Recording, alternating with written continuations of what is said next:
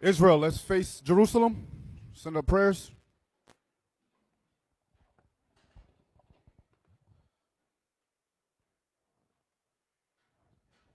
Men of Israel, blow trumpets.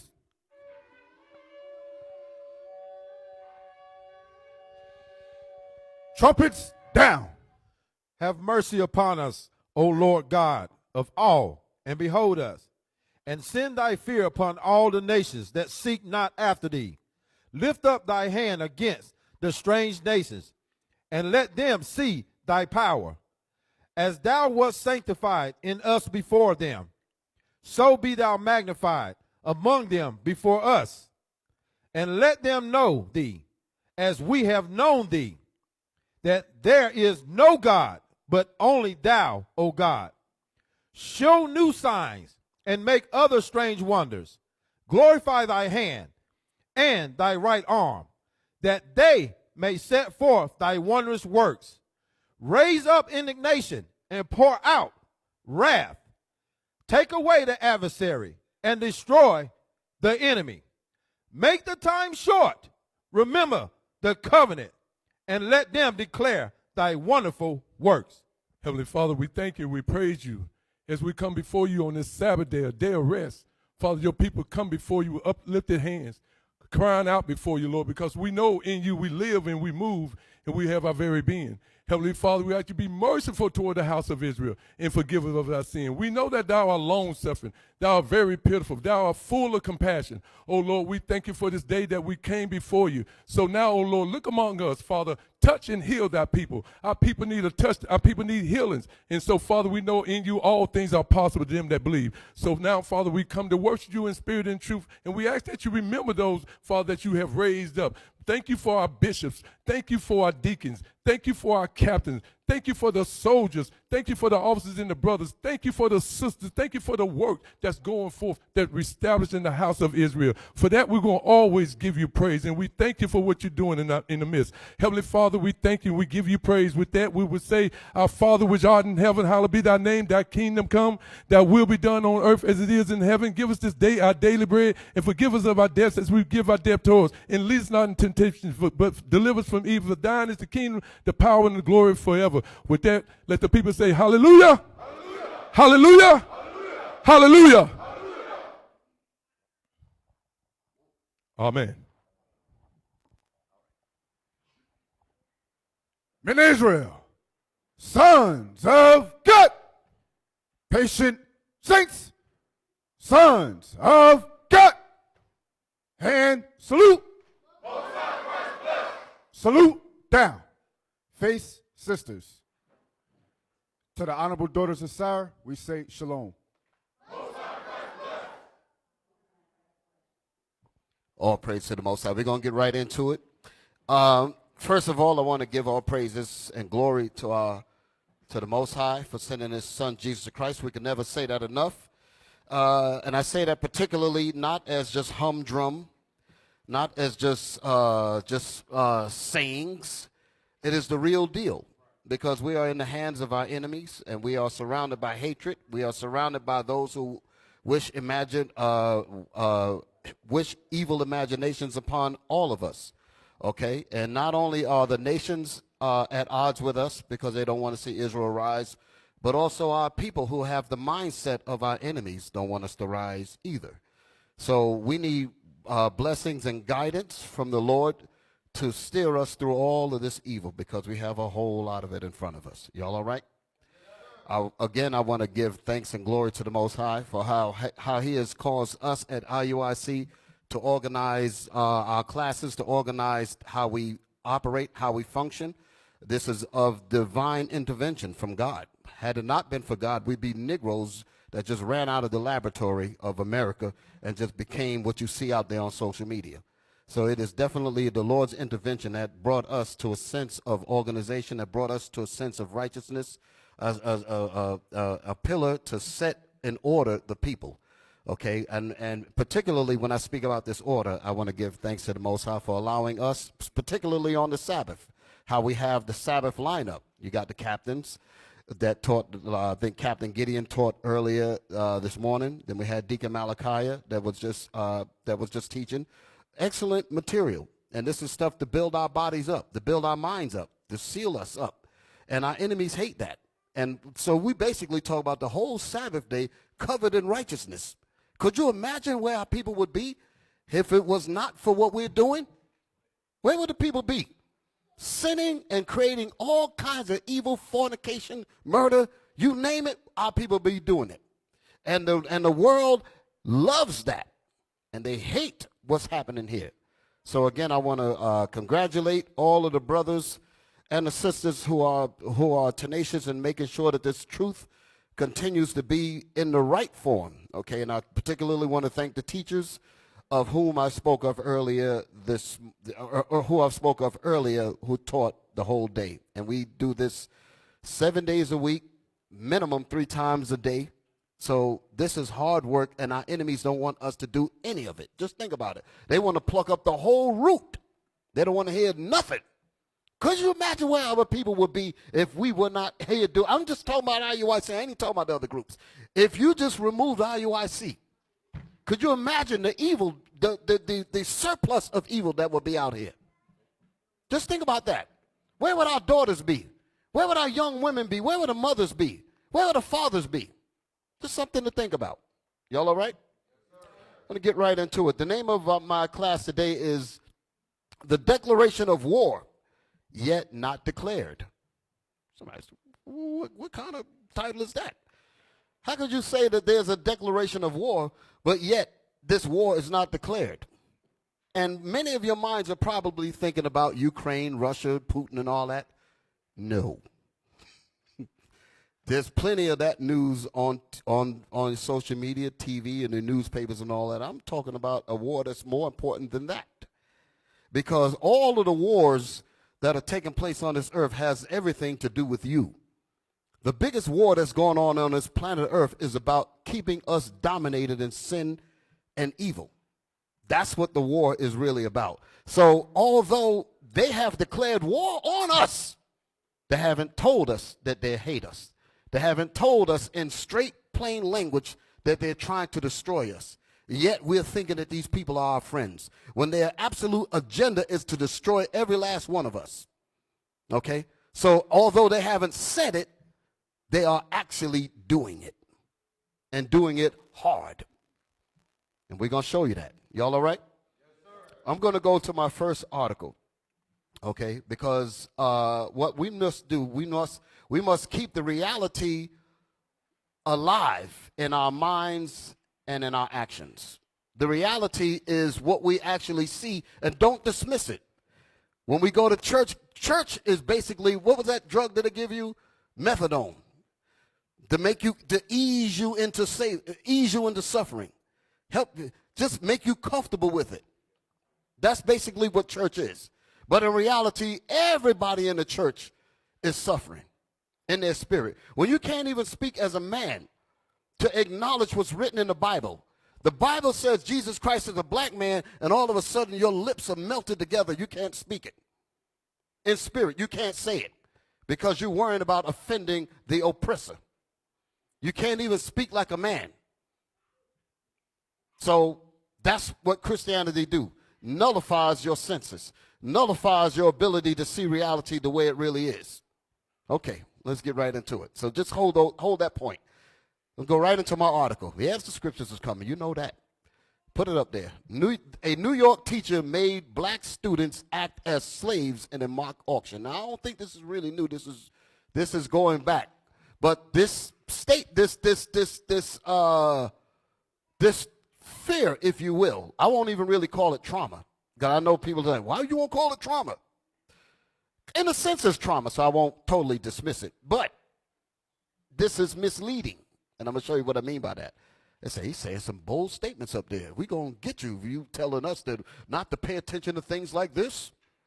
Read it. Come on. Let me say it again. A New York teacher made black students act as slaves in mock auction. So you would see a headline like that, and it's by CNN News. You would see a headline like that, and you'd be outraged. You'd be upset. Naturally so. So I'm not trying to take that away because I know everybody's still trying to figure out where I'm going with this.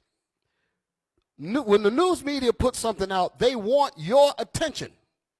They want to steer your direction into this. How come they didn't put, CNN says we found out that Jesus Christ is black, for instance? You ain't going to see that kind of headline. You're not going to see a headline that says, you know what, the Bible says that the Israelites was brought into captivity on slave ships. You're not going to see that. You dig it? So what is the message? What is the hidden message? What is the hidden war that is not yet declared but is actually happening? What's going on here? Let's read in some of this article. Come on, Officer Nishan. Let's get that thing. Yes, sir. CNN, a New York teacher singled out African-American students. Singled out African-American students. Look at these words, like we really care. Oh, they shouldn't have did that. They should not have discriminated against you and singled you out. They should not have done that. Bad on them. Read. A New York teacher singled out African-American students and cast them as slaves in a mock auction. How terrible. Go ahead. As part of a... And I know, again, while I'm putting these little interjections of these statements and expressions, people are saying, what is wrong with this man? Why is he not grieving with us? I am grieving with you, but I'm not stupid. I'm not going to be moved by a strike in the west and then you hit me in the head in the east. Read. A New York teacher singled out African-American students and cast them as slaves in a mock auction as part of a mock auction as part of a what? Social studies lesson in March. So they did this. They said this is a social studies lesson, and we're going to actually use you as a slaves because this is mocking of actual history. So this is not made up. Go ahead. An investigation by the New York Attorney General's office. So they had to do an investigation because of this. Go ahead. Found that the reenactment had a profoundly negative effect on all of the students present. It had a profoundly negative effect on all the students present. The negative effect is that the reality showed them. Now, forget about the racist intent of the teachers. I'm talking about the actual thing itself. What's happening with these kinds of mock situations is that it's actually reaffirming that we were the ones that was put on the auction blocks. And we don't want to remember that. We don't want to have any association with that. We've been conditioned to try to ignore that. Y'all might see where I'm going. We've been conditioned to try to repress it and not acknowledge it. Yes, this is wicked as hell, but understand the hidden war behind this. Read on. Especially the African-American students. Because when the whole so-called white folks get upset, the black folks is looking and say, even a white man is upset. We definitely don't want this. Because when those things happen, emotions really come up. When you were actually being portraying actual slavery. Okay, I'm gonna make this one point, and I remember hearing about when the movie Amistad was made, and then they had the brothers, you know, the Amistad with the ship, when our brothers that was on the ship, when they was to commandeer the ship and try to take it back to Africa. The what's his name? Steven Spielberg movie. Okay, there's a lot of good visuals in there in terms of some of the ugliness that happened to us while we was on those ships. Y'all all right? The chains and the things that the actors had to wear. And they said because when they put these things on and was going through the motions of acting, it brought tears because they were able to identify with the actual history. People wept, like the sister Joy the group.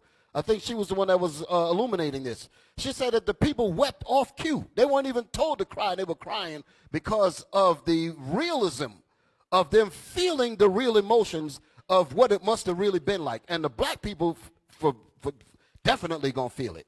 So we realize that things like this actually brings back the pain, brings back the reality, brings back the history into us so that we will never forget.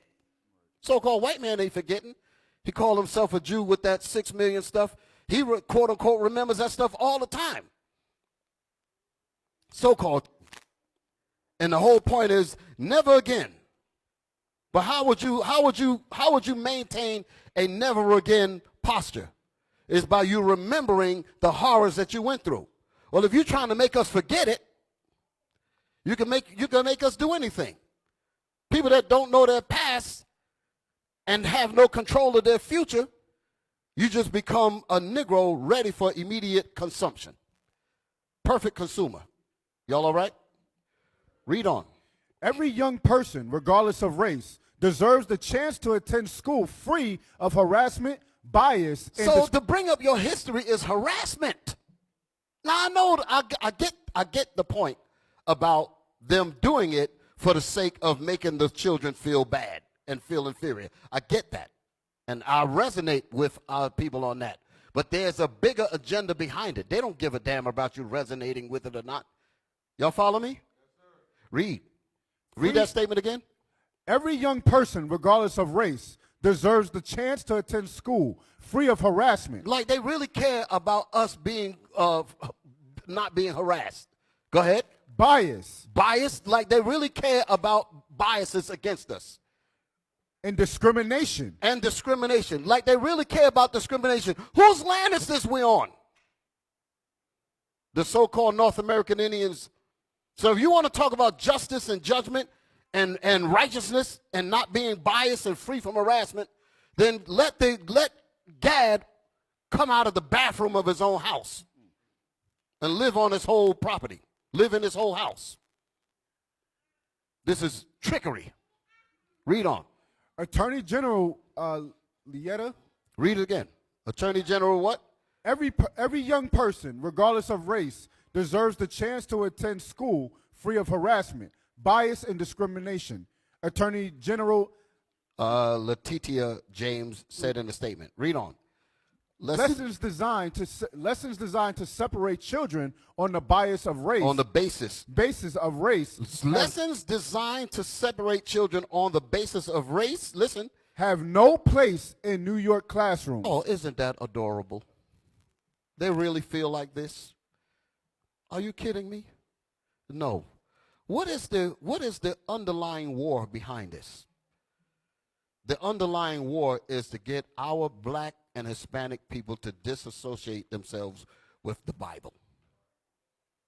Because these things that you're reading here of what they're doing, these peon white teachers are doing this. They're not even keen to realize that they're going against the bigger plans of America. I know I've lost a lot of people by what I said, but one of the greatest fears that our black people have, I'll just say the Negro particularly, is when events like this happen, we get a particular fear and a phobia of thinking that, you know what, the white man might one day put us in physical chattel slavery.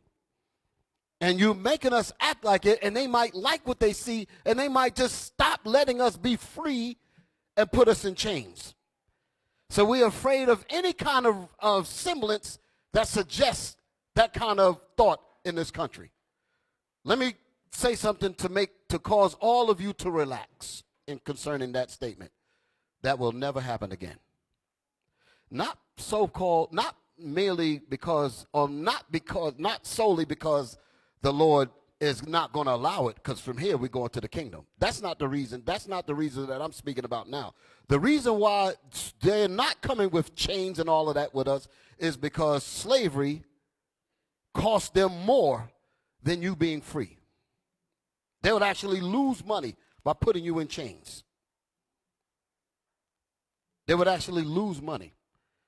So-called Abraham Lincoln with the Emancipation Proclamation was not about freeing you Negroes.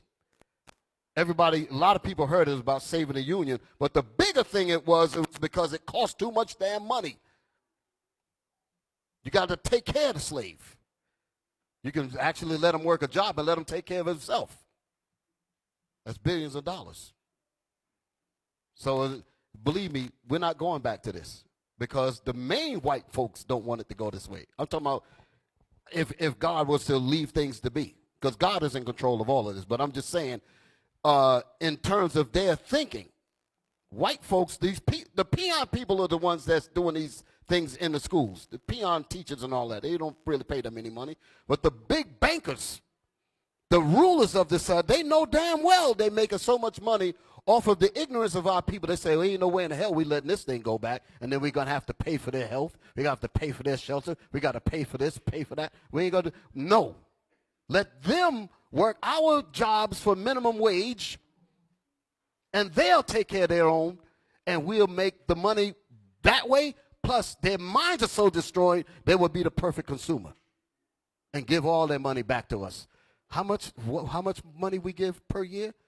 $2 point something trillion. They're not letting that kind of money go. You know how much of that they would have to take away to take care of you in a slave quarter? To take care of you, to make sure that you can pick up that hay? To make sure your health benefits are covered? To make sure that you have shelter? The birth costs? Nursing your babies? The white man has to pay money for his slaves, if you can understand what I'm saying. He's not going back to that. So he's telling the peon white folks, y'all shut the hell up. Because y'all don't know nothing. Y'all all right? They want to get us away from this truth. Read.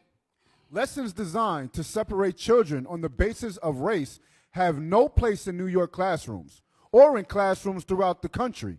The incident happened in 2 fifth-grade social studies classes at the Chapel School, a private school in Westchester County, about 15 miles north of Midtown Manhattan. All right, jump down to imaginary chains. Imaginary chains.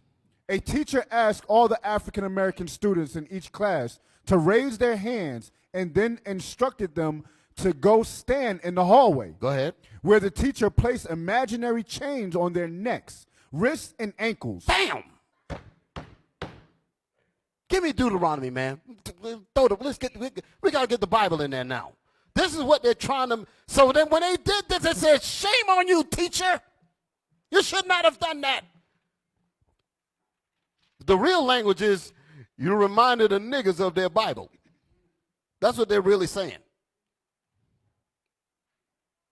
Deuteronomy 28:48. Deuteronomy chapter 28 and verse 48. And you see all these campaigns trying to get rid of, with these bums, this so-called vocab and the rest of these demons, apologetics, Christian Negroes, evil black women. All of that team is trying to destroy this Bible. That's the real war. I ain't worried about what's going on over there in Ukraine. Come on, read. Therefore shall thou serve thy enemies, which the Lord shall send against thee. Therefore shall thou, meaning you, who's the you? The Israelites, like Deuteronomy 1:1 says. Therefore shall thou, you, serve your enemies, come on. In hunger. In hunger. And in thirst. And in thirst. And in nakedness. And in nakedness. And the want of all things. That's Amistad. That's what you saw in that movie. But if the people have been told that that has no connection to the Bible, they're okay with that. Read. And he shall put a yoke of iron upon thy neck until he have destroyed thee. Now let's go back to the article. He shall put a yoke of iron upon the neck of the Israelites until he have destroyed their minds to the point where we are now. Totally destroyed and evil, and we imagine evil, wicked imaginations against each other. Read that statement again about the chains. Imaginary chains. Imaginary chains. Come on. A teacher asked all the African-American students in each class to raise their hands and then instructed them to go stand in the hallway, where the teacher placed imaginary chains on their necks, wrists, and ankles. Go ahead. Those students were then instructed to walk back into the classroom and line up against the wall. Read on. The teacher then proceeded to conduct a simulated auction of the students in front of the rest of the class. And there ye shall be sold unto your enemies for bondmen and bondwomen with the yokes of iron upon your neck. So don't think that the bastards that put this thing together really care about your children. The reason why they did this is the reason why they're acting like they're against it is because they want you with your dumb selves to follow them, to hate your own history, to try to disassociate with your own history. And once they do that, you will put the Bible down and become a Negro 100 times over. Read that again.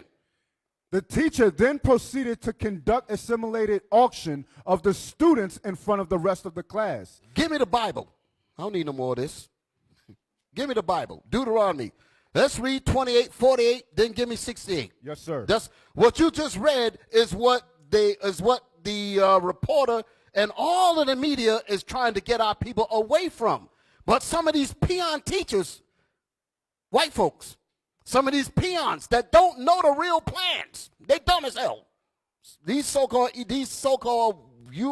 low-minded peon white folks, they dumb as hell. They don't know anything about their system. So they're really like, come on, nigger. You know, and that's their get up. They like that thing. You dig it? Not even realizing that the white man that's running the whole system don't give a piss about them either. Okay? Read. Deuteronomy chapter 28 and verse 48. Therefore shall thou serve thy enemies. Therefore shall thou, you Israelites, serve your enemies, come on. Which the Lord shall send against thee. Which the Lord God shall send against us, come on. In hunger. In hunger, when we need food, we got to go to our enemies. This is pinpointing who these Israelites are. It's you. Go ahead. And in thirst. And in thirst. Go ahead. And in nakedness. And in nakedness. Water, clothing, and food. You got to get that from people that hate your guts. What kind of curse is worse than that? Read. And in want of all things. And in want of anything. In need. Want means need. And in the need of anything, you got to go to them. Come on. And he shall put a yoke of iron upon thy neck. And this enemy shall put a yoke of iron upon thy neck. And this happened in quote unquote slavery time. But now you got the teachers saying, well, let me put the imaginary chains on you. And you get the reaction because you are those people. That's the point. God had it recorded in the Bible.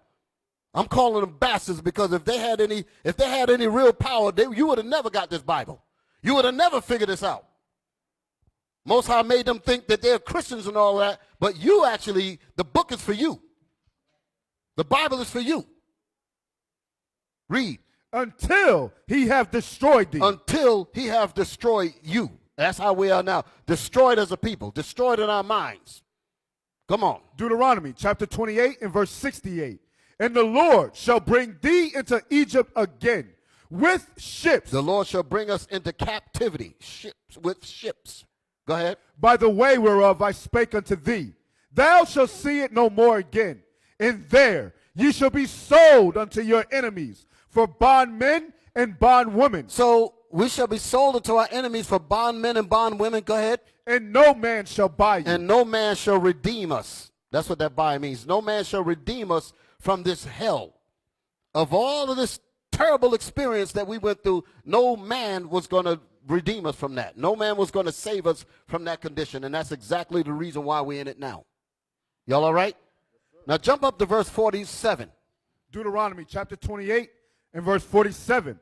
Because thou servest not the Lord thy God. We're going to find out when it says until our enemies have destroyed us. We want to talk about some of the ways they destroyed us because we often leave this out. Well, we're going to bring it up today. Read that. Because thou servest not the Lord thy God with joyfulness and with gladness of heart, for the abundance of all things. For the abundance of all things. Read that again. Because thou servest not the Lord thy God. Because you Israelites did not serve me as your father. That's what God is saying to us. Go ahead. With joyfulness and with gladness. With joyfulness and with gladness. You wasn't glad to serve me. God got mad. God got angry. A father would get mad. Go ahead. And with gladness of heart. And with gladness of heart. You wasn't glad to serve me. Go ahead. For the abundance of all because things. I gave you everything. For the abundance of all things. That's what I want to talk about. What are some of the abundance of all things? Our land. We had that. We lost that. Gold. We lost that. Diamonds. Bauxite. Precious stones. Oil. Our talents. Even coffee. And the fruits. I'm talking about our Northern Kingdom brothers. That's on the islands and all that with all that fruit and them different plants that they have down there. Coffee.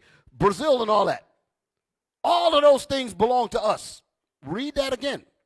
Deuteronomy 28, verse 47. Because thou servest not the Lord thy God with joyfulness and with gladness of heart, for the abundance of all things. For the abundance of all things. Let's talk about that. Give me Baruch chapter 3, verse 36. Your enemies, our enemies, know what we possess spiritually.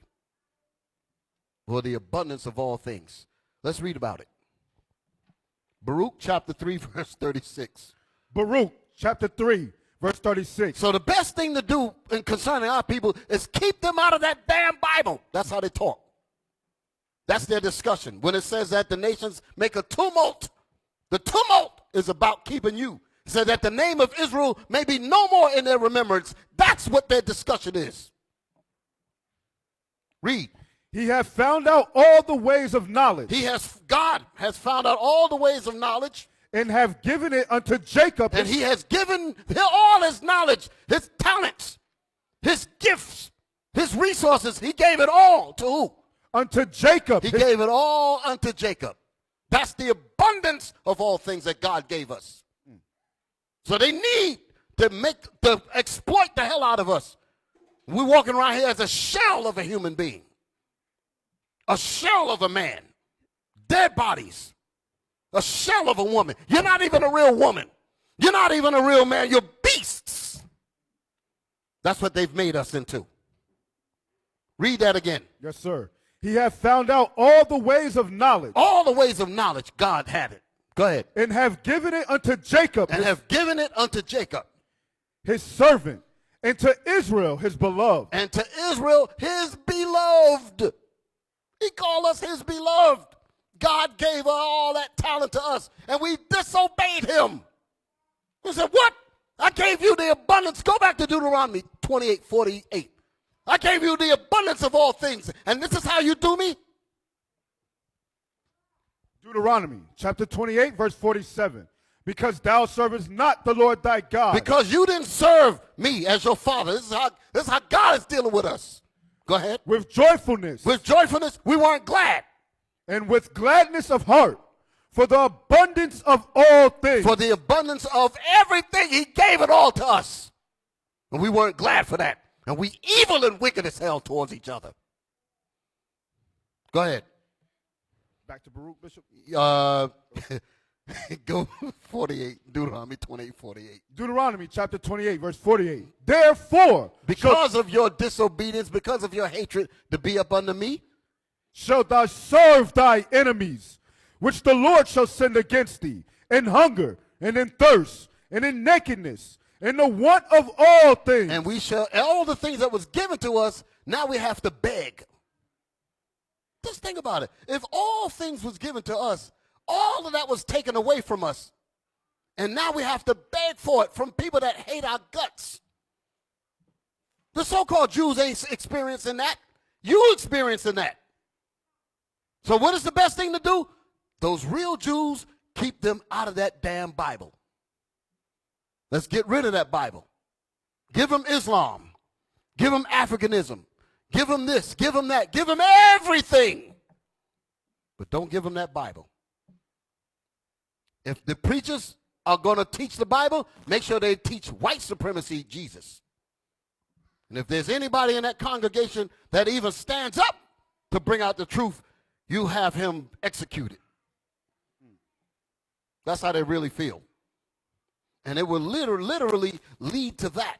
I'm saying it in a vocals, in a spiritual sense, the execution, because they'll just ostracize him, make fun of him in front of the church. But if he keeps this thing on, they will literally build a whole team to literally destroy him and anything that comes out of his mouth in terms of righteousness. How do we know? Because we are those. We're those people. And there's definitely a war to kill us physically, to kill us, to destroy anything about what we're bringing out. That's the real war, brothers and sisters. That's what's really going down. Where you at? The bottom of 48. Read. And he shall put a yoke of iron upon thy neck until he have destroyed thee. Until. So the yoke of iron represents your resistance. I have to put a yoke of iron on you because you are not yet broken. Kill the Indian and save the man.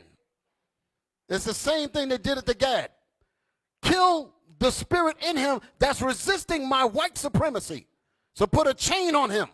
because he's still rebellious. She's still rebellious. I can't take that off until I know that the mind is broken. When they become perfect Negroes, when they become perfect Indians. That's what it's talking about. Read. The Lord shall bring a nation against thee from till he have destroyed. That was the part I needed. He shall put a yoke. Read that statement again. And he shall what? And he shall put a yoke of iron upon thy neck until he have destroyed thee. Until he have destroyed us. So once we are destroyed, I don't need the chains anymore, because the chains mean work. The chains mean that I got to pay attention to you rather than sit in my office and make money hand over fist like they're doing today. Understand my point? When we was in chains, he couldn't get any sleep. He had to work. If we got hungry, he had to feed us. He gave us slop and garbage, but he had to feed us. They got recycling where they do that now, so that's got some value to it. He had to feed us with that. That cost him money. We ain't do, you dig it? Until he have destroyed thee. My video, Trick Baby. Come on. Until he have destroyed us. This is what is, these people are discussing the destruction of the black mind. Oftentimes we watch this video, this clip, and we look at other things, but I want to pull something out perhaps that we haven't really paid attention to. Hit it, open it up, Trick Baby. Remember, the key word is that until he have destroyed thee. Hit it. It's you liberals. Make sure that the sound is good, but we need the sound on this. Conservatives make Back it up mistakes. again. I was talking. I want to be quiet, so we'll let it ride. Come on. It's you liberals who have lifted them up, Howard. Paul, you conservatives make a mistake. You can't afford to strangle hope in people. Without hope, people become dangerous. Is it loud No, enough? Howard, you liberals have Okay. let them invade our society. You give them jobs. I want to go back to the parts political- because he said something in the beginning of this. He said something in the beginning of this. Play it again. It's you liberals who have lifted them up, Howard. You liberals have lifted them up. The liberals, the liberals, come on, will be the people like your Abraham Lincolns and all of that. Go ahead. You conservatives make a mistake. You can't afford to strangle hope in people. You Without can't hope. afford, I'm breaking it down. You cannot afford to strangle hope. Because what's going to happen? We're going to start bucking up. Go ahead. Hope, people become dangerous. No, Howard, you liberals have let them invade our society. You give You them let jobs. them invade our society. Go ahead.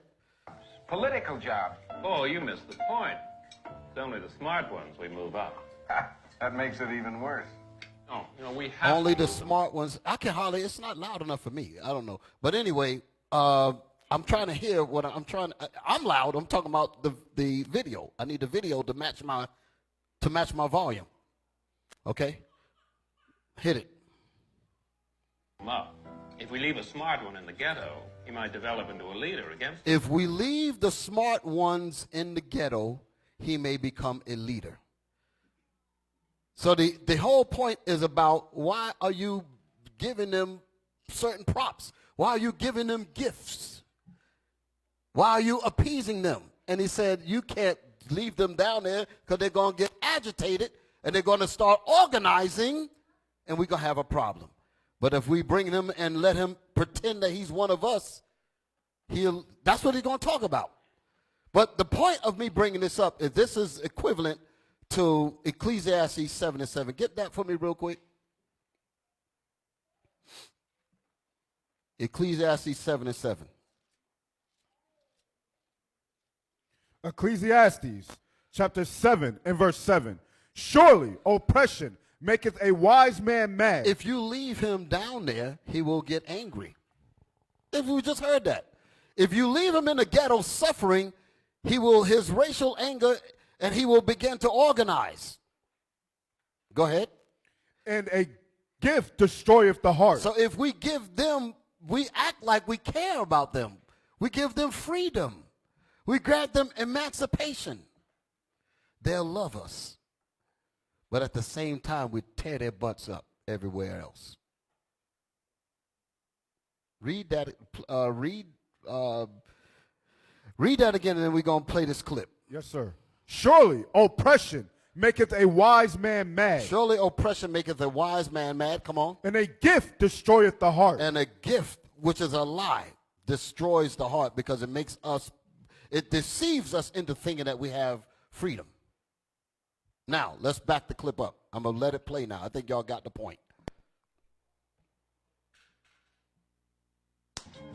It's you liberals who have lifted them up, Howard. Paul, you conservatives make a mistake. You can't afford to strangle hope in people. Without hope, people become dangerous. No, Howard, you liberals have let them invade our society. You give them jobs, political jobs. Paul, you missed the point. It's only the Political smart ones we jobs. move. Political jobs meaning your mayors, your presidents, all of them. We got a black president. The Negroes caught the worst hell up under them. Go ahead. Well, That makes it even worse. no, we have to move them up. If we leave a smart one in the ghetto, he might develop into a leader against us. Hold it. But If we leave a smart one in the ghetto, he might become a leader. Did y'all hear that? Oppression maketh a wise man mad. A wise man mad. Go to the end of the groups. Go to the end of what I sent you and post that last thing up. This is what they're talking about. I just want them to see the picture of it. I'm going to just explain just the top part of it. We're coming back to this. Go to the stuff I sent you on Telegram. But the very last thing I sent you was a screenshot of some words. Right. Look at this. If we leave him in the ghetto, he will be left to hard times. If he's left to hard times, that will create strong men in the ghetto. Y'all all right? I was making this point when I was in Rochester, and I was talking about how when I was up there for the wedding for the brothers and the sister, Officer Obadiah's daughter. All praise to the Most High. I was talking about how as we prosper in this truth, as the brothers and sisters continue to come in and learn and get, some of us may begin to lose the fight that it took to get here. And I was talking about when IUIC started, we had to really fight. We went through hell just to get here. You dig it? Just to get here. Can you imagine that? Because what you'll see now is the result of hard labor, of straight up hard work and scandal and evil and wickedness. We went through it. We got stories to tell, death threats, all of that, just to get here. Now, people coming in now, they see, ooh, look, they're all smiling and all of that. And that's like a person that's given, I say, $100,000, and then a person that worked for $100,000. The person that worked for that money, he's going to make sure that that money gets dealt with properly because he had his blood, sweat, and tears is in it. That's the hard times. And that hard times create strong men. But if you're going to just give it to them, they'll swallow it and treat it like it's garbage. That's the reason why we have to get on brothers and sisters so much, because they don't appreciate the hard work that it took to get here. Sometimes people don't understand why I just use myself, why I'm so itchy on certain things. Because I know the hard work that it took to get here. Maybe you don't know, but I know. And I want you to take on that same posture. But our enemies say that the Israelite organization is a fractured organization, meaning that we understand that the hardliners, the people that built it, they're the ones that's going to really hold on to this because they have labor and blood, sweat, and tears behind it. But we're going to get the children because they're not going to appreciate what the elders have done. Now you got these new niggas coming up talking about their elders. Yeah, I'm going to call them niggas. I'm speaking evil against our bishop. Nigga, nobody even knows this nigga. He's talking smack. Running his big black gums on the doggone YouTube. running his damn mouth. He ain't seen nothing. Talking about he's some damn elder. Elder of the damn flies. The hell is this? But the work and the hard work that we put into this thing is what this is about. And we want to make sure that you understand that, so that this truth will not be fragmented. It'll continue to go. Because the generations after you need to be able to appreciate the work that their elders have done. Now, go back to my picture. Hard times. Hard times. Get it up there. Hard times create strong men. Okay, there was another thing that I had learned about many years ago, like in the mid-'80s, I think it was. And I had came across a video that was on television. They ain't had no YouTube and all that then. And I think I recorded it. I always had a habit of keeping a tape inside the VCR. I say VCR, people don't know what I'm talking about. But inside the VCR. And I remember the statement said that it was about struggle. It says struggle, I want to make sure I quote it properly. Struggle is what gives life meaning. This is what I'm trying to remember how it was written. He was talking about the importance of struggle, the benefit of having gone through the labor. Struggle is what gives life meaning, not someone just handing you over some victory. This is in the statement. He said, when you give up struggling, they would have beaten you. They could be anything that's opposing you. They would have beaten you, and then you end up in the streets with your hands out. That was a statement. That was many years ago. Years later on, I began to really understand how that hones in with what we're doing. You digging it? All praise to the Most High. So hard times create strong men. Put it back up there. Hard times create strong men. Because if you're in the ghetto, you're looking for a way out. And you want to make sure that whatever you do is going to add some longevity to your years, to your family years, so you might begin to think righteously and organize. So what happens when these strong men create this, when they organize and set things up, then the good times come in, because now there's a benefit to what the strong men built. That's what I was talking about. Brothers coming in here now, sisters coming in here now. The good times, because the strong men built this. Now you get to enjoy the good times. But if you forget that you are at war, the damn war ain't over.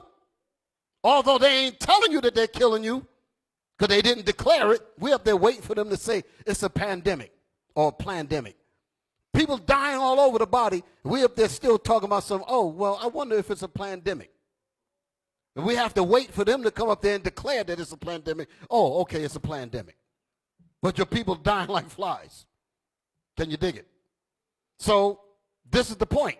We in a mind state of good times, and we forgot that the enemy is still trying to kill us all.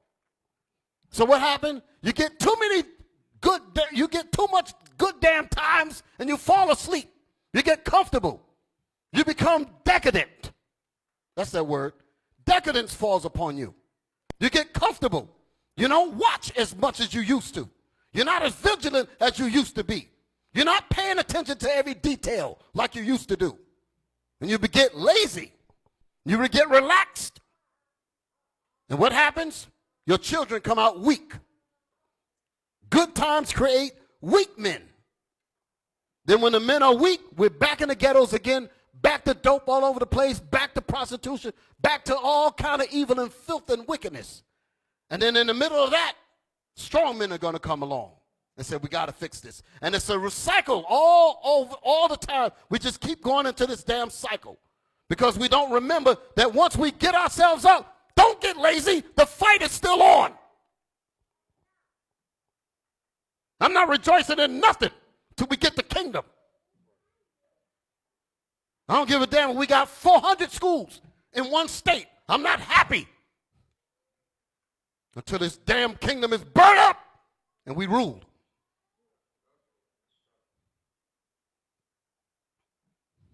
Where am I at? Play the rest of that thing, man.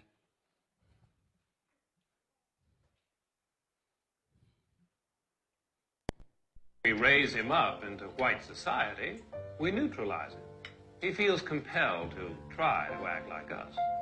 He loses his identity and his racial anger. He loses his racial anger. He becomes weak. That's the point. He becomes weak. Go ahead. He becomes alien to his brothers. They realize he sold them out, and they grow to hate him. So they exploit that thing. They say, he used to be a leader for us, and now he done sold us out. So now he don't even have the backing of his own people that he once led, because they sought him out. Oh, he looks like a smart one. Let's bring him in. Separate him. You don't want to be associated with your downtrodden people. Come on up here with us. Go ahead. It's worthless to them and safe for us. No, thank you. In fact, in his love for the creature comforts, except for his color. In fact, what is that? What was that statement there? In fact, for his love to be like one of us, for the creature comforts, meaning that's the gifts that they give you. Go ahead. In fact, in his love for the creature comforts, except for his color, he's become one of us. But is he really? Are we really one of them? No. But you have alienated yourselves from your history. You have alienated yourselves from your roots and everything. And you're basically like one Negro among a whole church of white folks. That's scary to me. I was in high school, and when I was in high school, I had a friend who was from the Bronx. He lived around Woody Crest Avenue, and he went swimming in the summer with a group of white folks. And when the school year was to come around, he wasn't there. Then we learned that he drowned during the swim thing. And they say he panicked and such and such and such. Now, I wasn't there. But I'm imagining one Negro amongst a whole bunch of white folks. They killed his ass. That's just my thought. They killed us behind. I can imagine the terror when he thought that they were his friends, and they were probably calling him nigger. I'm going to say it, because maybe there need to be a movie on it. He's gasping for his life and all of that. And he's saying, Bill, Donald, help me, nigger. You never know. He's not here to tell it. He probably wish somebody could speak for him. Can you dig it? But I couldn't even imagine even being in that atmosphere. That would just scare the hell out of me. No, man, that's, you know. But it ain't all about too much of the white face particularly, because some of our people are just as bad as them and even worse. You know. But all them so-called white faces around me, that'd be an instant flag. I got to figure the Negro out before I disassemble myself from him. Can you dig it? All right. So he's a undercover brother, I should say. He's got the color on him, but he's not quite us. Those Negroes that we be comfortable with, but yet do the same deeds as the evil so-called white man. All right. So that we played that. I'm getting ready to play another video. An article, actually. The prosperity of our enemies only began to expand into a worldwide exploitation economy. Let me say that again. I wrote this. The prosperity of our enemies, meaning the wealth that they have gained, only really began to expand into a worldwide economy of exploitation of our talents, of our resources, of everything. Let me give you an example. Go back to Baruch 3. Because like I said, they're not trying to put us back in those chains. No. They're going to lose too much money doing that. Baruch 3 and 36. Baruch chapter 3 and verse 36. He hath found out all the ways of knowledge. The Israelites, the 12 tribes of Israel. Go ahead. And have given it unto Jacob. And have given all these gifts to Jacob. Why would we have to accept the gift from an oppressor? and a gift destroyeth the heart, because we were foolish and we lost what we once had innately. It was part of us, like our arm is. Go ahead. And have given it unto Jacob. And he has given all this to Jacob, all the knowledge and the wisdom and talents and everything. He gave that to Jacob, Israel. Go ahead. His servant. And to Israel, his beloved. And to Israel, his beloved. That's who God gave it all to. So what are some of the things that was given to us? Like I said, for the abundance of all things that I was talking about earlier, it is not just talking about our land and gold, diamonds, precious stones, oil, coffee, fruits, vegetables, and that of that sort. It also includes our talents and resources. Our talents and resources. What are some of our talents? Well, everybody knows how we sing. I don't know of any choir in any of these churches where they ain't got big mama with them big lungs in there getting it on with that Hammond organ. Can y'all dig it? Whitney Houston and our great singers, Anita Baker and Diane Reeves, and these great singers. Beautiful voices, Sarah Vaughan. I'm going back some, you know. These people, Mahalia Jackson, Patti LaBelle. Don't give me no Cyndi Lauper. Give me Patti LaBelle when she kicks the shoes off. You know you're in trouble then. That's talent. Okay? Talent. Singing. Our arts. We have artists and sculptors. When I talk about art, ain't nobody better than us in art. You just don't know about it. Even in the so-called museums, that ain't half of the stuff that you can do. The beautiful art and the exhibit, you know, when they just show things of little exhibits, that's nothing compared to the real beauty of the art that we play. Dancing and stuff like that. We got all that. Okay? Our minds to create. We have a creative mind. A creative mind. I'm going to show y'all something. There's a black man invented this thing. I didn't send this picture, but I'm going to send it to you. It's a video. Hold on. I'm going to see if I can find it real quick. How many of y'all are familiar with trains, meaning the railroad train system? I'm talking about engineering now. I'm talking about some of the great minds that we have, the mind to invent. Okay? You've had people that was on that was working the rail yard in this time. The man that I'm speaking about, his name is Andrew Beard. Andrew Beard, okay? And he worked, I think that's it. I hope I got his name right. Look him up real quick. Put him up there. Let's see if let's make sure I at least got that straight. Google it.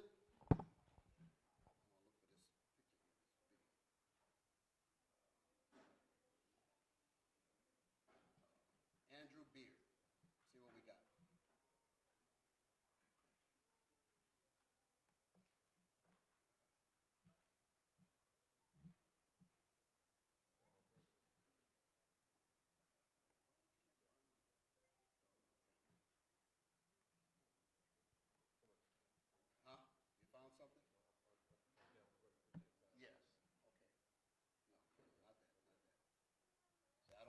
Holding things up.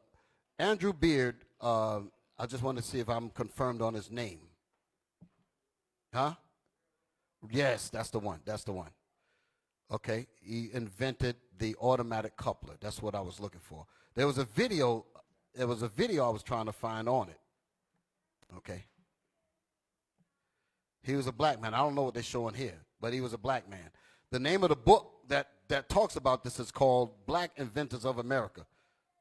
Okay, so I don't need to see any pictures. If you get the book called Black Inventors of America, they got a drawing of what he looked like. Okay, but the name of the book is Black Inventors of America. He invented the automatic coupler. Well, I guess we ain't going to find it, but I'll just say this here because I'm still talking about our creative minds. It used to be a situation where no, you ain't got to look for the picture, where when the trains would hook up, you used to literally have to be between the cars and have to physically hook the latch onto the catch And you'd be between the cars. And the cars would have to move closer together in order for you to do this. So that means your life is at risk being between those two cars as they come together, and then you have to drop the pin to pin it together. Well, Andrew Beard saw that, and he said, you know what? A lot of people are getting injured. A lot of deaths happening. He sat and he invented a coupler that would automatically connect the trains together when they come together. The black man did that. Y'all all right? He invented that. And every railroad system on the planet uses it. The traffic light. We invented that. Garrett Morgan. Y'all all right? The automatic transmission, the refrigerator. That's us. Telephone. Fire extinguishers. All of those talents, we had that. Could you imagine? Like I remember one of my old elders said in the old school, and I never forgot it. He was pointing to us. I was in the crowd dealing with the camera. I was working the camera that time, and he was pointing to the Israelites, the Jakes that be listening. He said, don't you know that none of you black people in this country are supposed to be poor? What? Well, what if they didn't go to school? Some of them might be thinking, what if they didn't get a job? He made the point and he said, don't you know that none of you are supposed to be poor? Just look at that one invention. Let's just go there. The automatic coupler. Man, every railroad station, everything's supposed to be paying black people. Just on that alone. Because it's still being used by MTA, Chicago Transit, CTA. All of these major subway systems and train apparatus, you got your freight trains down here too. They all use that system. How many of you think of a black man when you see that? Nobody. So you really think they care about us being, what they talk about, bias in the school? We have the freedom to learn. All that bull that we was reading about earlier. Why they didn't deal with these poor little black kids just on that alone? Because they never gave a damn about you. Y'all all right? That's a war. War. Never forget it. Whether you came in here yesterday, appreciate and trust the process. Like our Bishop Kanai said, trust the process. Okay, because there's a lot of work it took to get this here, to get here. And you know a lot of people are not happy with what we're doing.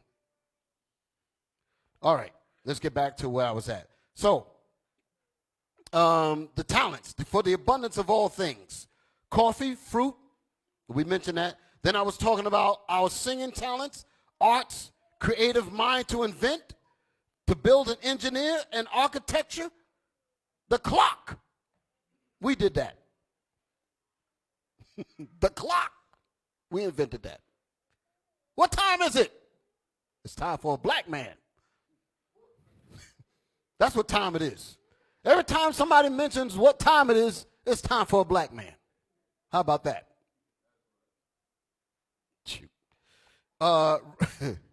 So, architecture, our resources further includes our own physical bodies. Ain't nobody more beautiful than us. Can I get a witness? I don't want to see no Miss America. I don't want to see no Mr. Universe looking like Hank Williams. I ain't going nowhere till you give me one of them Hank Williams songs. No, I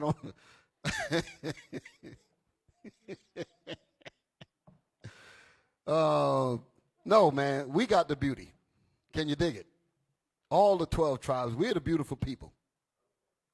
White man calling himself Japhet. Even the real people of Japhet, that ain't no white folks. The seed of Japheth is not white folks. That's another stupid, dumb, Negro-like lie they got out here. Talking about the white man came from Japheth. The white man is Esau. Okay? And the word Japheth, if I'm not mistaken, means beautiful people. Okay? And what the hell is beautiful about these people? About these so-called white folks? Polynesian, Hawaiians, that's the group that come out of Japheth seeds. Okay? Now, the prosperity of our enemies only begun to expand into a worldwide exploitation economy.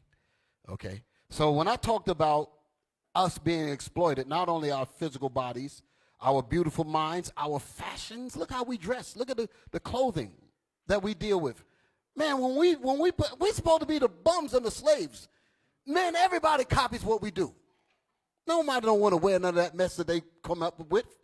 We got the style. Can I get a witness? Well, my sister Kayla at? Can I get a witness? You all right? Okay. That's what you call beauty and fashion. And all genres of music, from rock and roll on down to everything. We invented all the music. So they stole all of that. OSZ, can I get a witness? Okay. They stole all of that. So it would be great for them to exploit all of these talents. Don't put them in slavery. Exploit them. Make them work for me and let them put their talent on display, and I will make the money off of rap music. I will make the money off of jazz. I will make the money off of fashion, and I'll have them pay my prices. I'll have Michael Jordan to fly through the air with Air Jordans and make sneakers worth $500 damn. Ain't that how much they cost now? How much them Jordans cost? Are they? Am I right? I thought I was being astronomical by saying that, but y'all telling me that it might be right on the money. Damn. Cost maybe $2 to make it with the rubber that they took out of Africa to make the soles on them. That's the exploitation that they get by having us colonialized in captivity, where we are giving all our resources to them. And your resources doesn't necessarily mean that you're working in a field in Brazil or in Africa or one of the countries over there. Your talents are being exploited right here on these jobs. The reason why a lot of these companies are doing great is because the real oil and the real fuel that's making them work is coming from you. You walk out on these jobs, they done, because they'll have to get down there and do the work. And it ain't happening. They're trying to automate things, but it ain't going to happen. It ain't going to happen. They need you. Don't be fooled. So they need us, quote, unquote, free. Y'all all right? Not in chains, because that cost them money. I ain't done with you yet now. Give me my article. The prosperity, well, the name of the article is Ending Slavery Made America Richer. That's the name of the article. Let me say that again. Ending slavery made America richer. Tell me, you think they want to go back to chattel slavery if they're made richer by us, quote unquote, I am free? What's that soundbite? Brothers, God, I want that. That thing is funny as hell. I heard that thing. I was cracking up.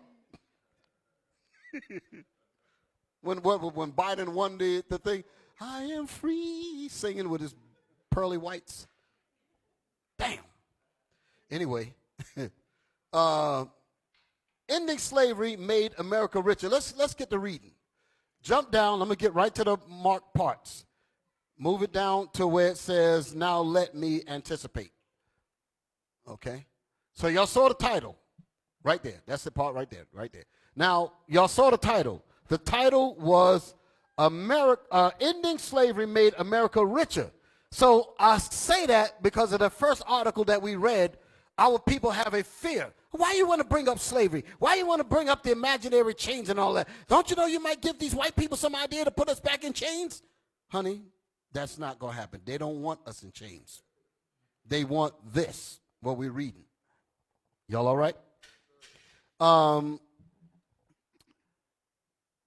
At the top of it, I'm just jump up a little bit. We're going to come to read that. Jump up. Move. Come up. Come on. I just want to read that statement. There's a statement in, come on. Move it. Right above the graph. Come on, a little bit more. Right there. American prosperity was built on slavery and torture. Yes, it was. That's what the elder meant when he said, ain't none of us are supposed to be poor, by the way. That's the answer. Because it was all built off of our death, off of our destruction, off of our robbery, rape. You know, they made it. Human beings made it like you made a dog, like you made a horse and a cow. They made it men and women. Make them to quote unquote produce a buck for better slavery. That took work, but it totally destroyed us. But we need to remember what happened to us. Don't forget it. Keep that in your mind. Because that'll keep you from getting weak. That'll keep you from going to sleep. You said the good times, when we get into the kingdom, that's the good times. How in the world you're going to tell me this is the good times now and I'm still catching hell? You're going to try to make me believe that the so-called gift you give me going to make me forget what's owed to me. Going to make me forget what's my inheritance is. You can't give me no doggone car or whatever you're going to give me to make me forget that the whole planet Earth and you belong in my custody. Right. Not only the things, but you yourself. The white man belongs on the end of my leash. You're going to give me some doggone car or house. No. That ain't enough. Then he take it back from you when you get uppity. Lord have mercy. American prosperity was built on slavery and torture. All right, now jump down. Jump down to the part. Now it says, now let me anticipate. You got it? Yes, sir. Let's hit it. Now let me anticipate the yes buts. Now, in other words, yes, America is made richer through slavery, but I have this contradiction with what you said. That's what he's addressing. In other words, some Negroes might have problems with the statements. So he said, well, let me deal with them now. Let me get them out the way now. Y'all all right? Read it again. Now let me anticipate the yes but. Yes, but this. He said, I already anticipated that you were going to do that. I'm going to fix you up right on now. That's what he's saying. Come on. Some Americans were made worse off. Some Americans were made worse off because they ended slavery. These are the people like the teacher that was in the classroom. These are the southern whites that actually had slaves that enjoyed having a Negro that they could rest their feet on, like Mandingo. Come here, where that boy I can rest my feet to get rid of this rheumatism. Y'all all right? So they missed that. Go ahead, read that again. Some Americans were made worse off. Obviously, slave owners, and less obviously those who were closely connected. Unless obviously those who were, yeah, go ahead. Closely connected to the slave economy. So those who were closely connected to the slave economy. to the slavery economy, those were the ones that kind of suffered a little bit. But that's a handful of people. You understand? A lot of those Edomites that had us in slavery, they enjoyed.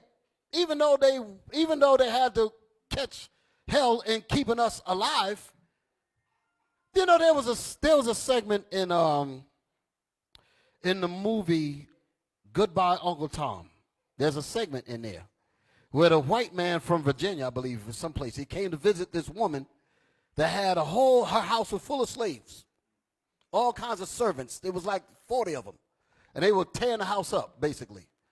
So her thinking was the woman that owned the house, who was entertaining the special white man from, from Virginia, whatever. He comes to visit, and there's slaves all over the house doing everything and making a mess.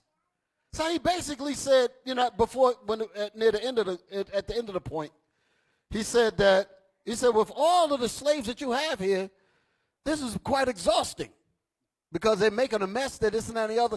He said half of them are sick, health care. Half of them are this way, half of them are that way. And the few that are doing something that gets messed up because the other ones come and mess it up, that's basically slavery. That's the slavery system. Then his answer to that was, he said you can get rid of damn near all of them and just take 5 and give them all the jobs, and they could take care of all of this. That's in the movie. It's in the clip. So a lot of things we watch and it slips past. We don't connect with it, especially this newer generation. This new generation, the severance has severely begun, because a lot of the things that we as the older generations know, the younger people don't know anything. And it's a shame. So we got a lot of work to do. That's the reason why I say I'm not comfortable getting happy about nothing. I realize that we're at war and our children are at stake because they are being shafted away from us at whim, at will.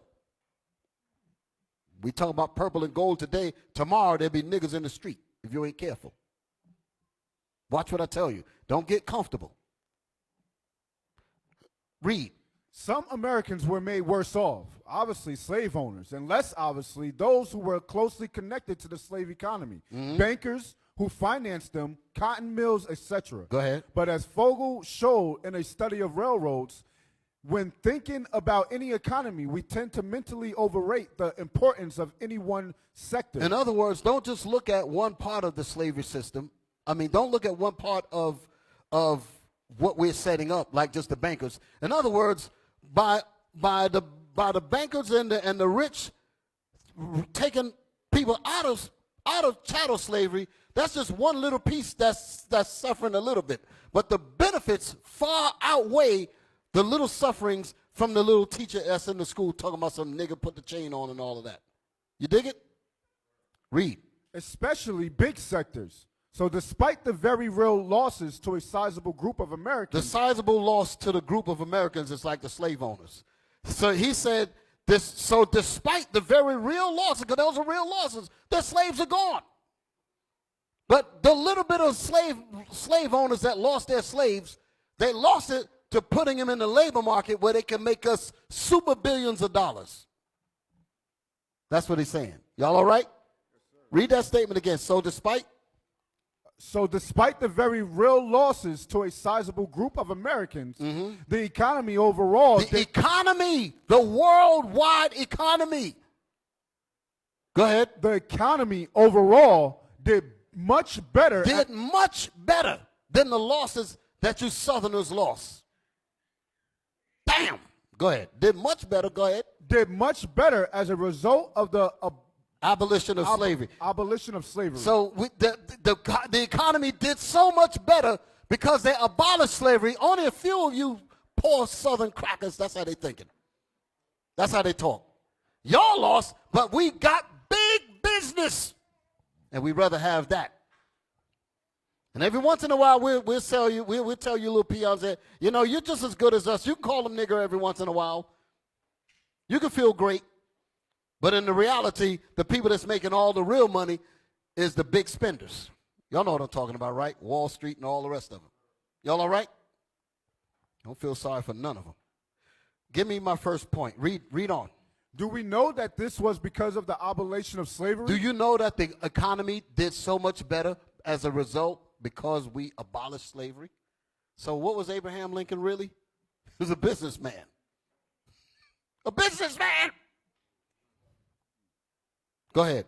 There are very few certainties in economics, but consider, 1, Brazil didn't abolish slavery until the 1880s. Now, so he said, I'm going to give you an instant understanding of letting you see where the abolition of chattel slavery, because the mental slavery is worse. He said, but the abolition of chattel slavery, he's going to give some facts here to show that this actually works better. And here we up there worrying about, is the white man going to put us back in chains? Like I said, hell no. He ain't trying to do that at all because he'll have to pay for everything. He said, hell no. Go ahead. Brazil didn't abolish slavery until the 1880s. Go ahead. And did worse than America. And they did worse than America because Brazil was colonized by Esau. So while it was colonized by Esau, America said that we're going to abolish it, but meanwhile, Brazil kept it going. What'd that tell you? The Israelites that was down there was in captivity too. Go ahead. It also did worse than countries to the south of Brazil. Go ahead. 2, when the American South abolished Jim Crow, incomes in that region began to converge on those in the north. So when they quote unquote got rid of Jim Crow, their salaries rose with the Negro. They got a video out here called How to Sell to the Negro. How many of y'all seen that? That's an example.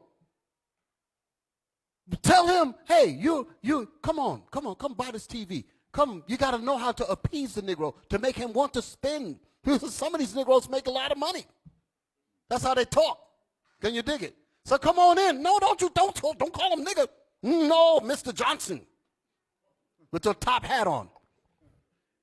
Come on in, spend. This is what they're talking about. Read that again. When the American South abolished Jim Crow, When they abolished Jim Crow, go ahead. incomes in that region began to converge on those in the North. So their salaries went up, and they talked about it in that clip. The salary, they looked at it. There was a guy that was doing the hosting it, and he went and looked at some machine that bring up the stats, and he looked at it and said, "Whoa, look at all this money these Negroes is making." The Art of Selling the Negro, I think that's the name of the film. Check that out. This is what they're talking about. So as the Negro, quote unquote, left the chains and put a suit on, put a top hat on, they said we can make more money with him. The hell with a chain. But I am free. No. And you should never forget that. Getting lazy. Come on. Indeed, even Southern whites began to catch up, especially when adjusting for cost of living differences. When the cost of living, let's look at that part. So as the quote-unquote Negro got free, they adjusted how much your rent was. They adjusted how much your car note was, or gas, and things in your neighborhood, your food, everything you spent. When your week was over, your paycheck was flat. Done. They've adjusted it to make sure that you don't get a chance to really accumulate any real wealth. And when you did accumulate some wealth, you were so foolish, you went and gave it back to the economy in the terms of billions of dollars and did nothing for yourselves. And they said, that's the perfect education that we wanted you niggas to have. That's how they see us. Don't tell me don't tell me for a minute that we're not at war. They just haven't declared it yet. Read. Freedom increases productivity. Freedom, here's a nigga. I am free. And you think freedom, you think that's real freedom. I think the word should be free Edom. Free Edom, not freedom.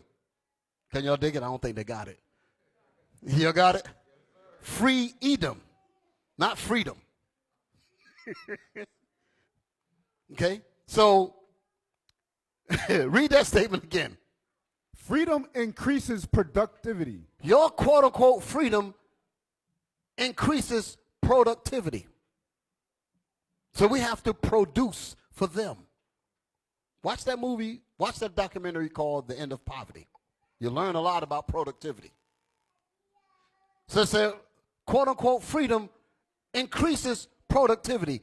More jobs of working, wage slaves. Then you got a school system, prison to pipeline.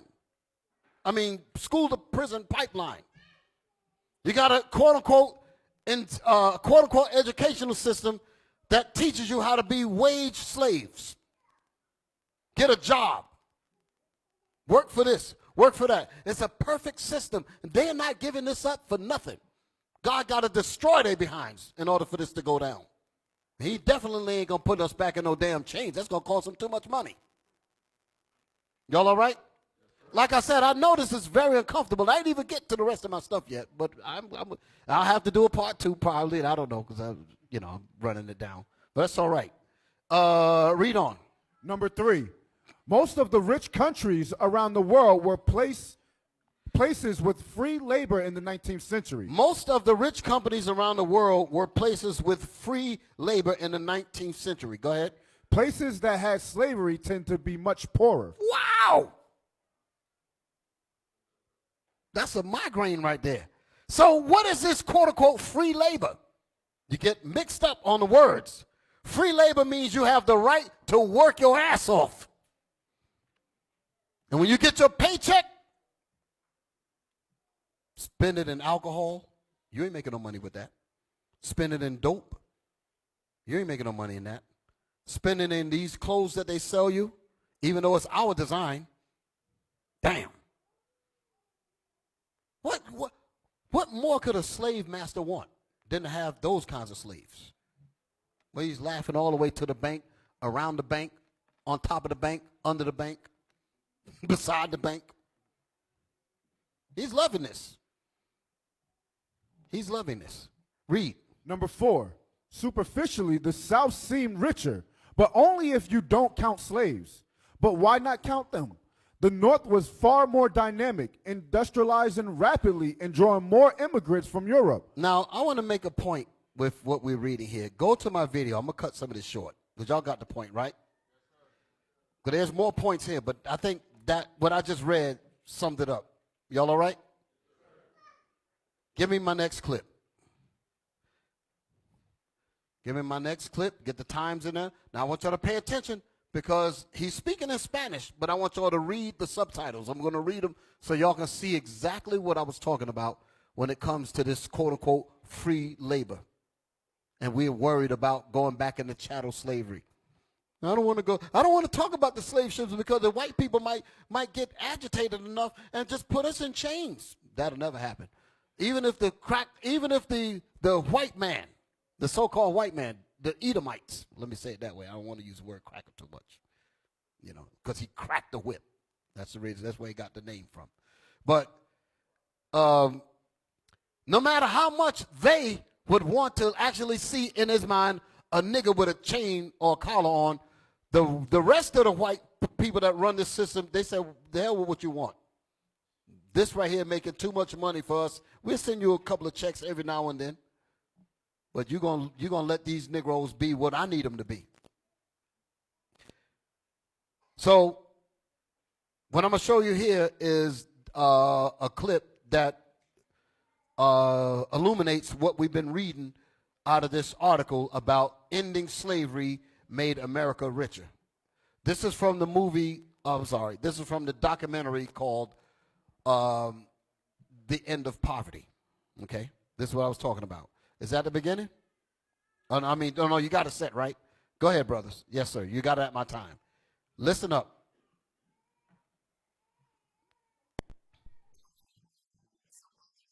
Turn it up, turn it up. Oh.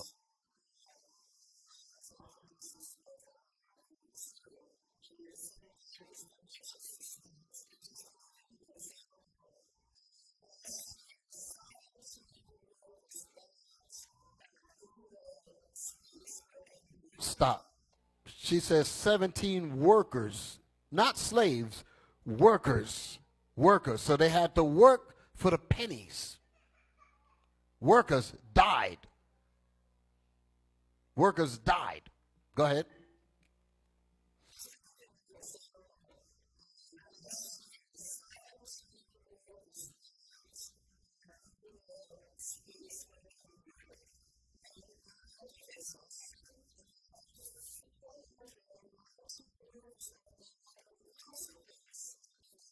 Of their free labor. Pause it. Of their free labor.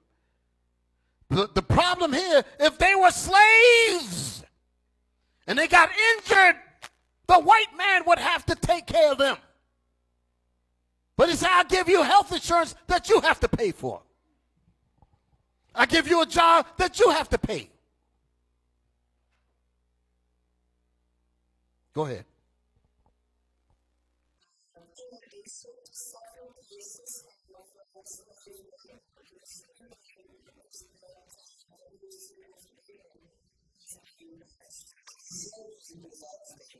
Okay, this is what I want y'all to read at. It says the grower sees the worker as a slave. This is the boss man. Y'all all right? He sees the worker as a slave. Go ahead.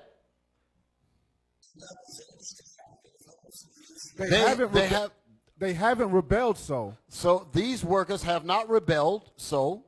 Because why? Why they haven't rebelled? Because they are free. I want you to understand what he's saying. Because I'm liberated. I'm a free worker. Go ahead. So he said they haven't rebelled, so go ahead. Today, growers have a much easier way.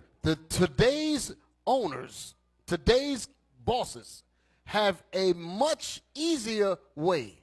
Go ahead.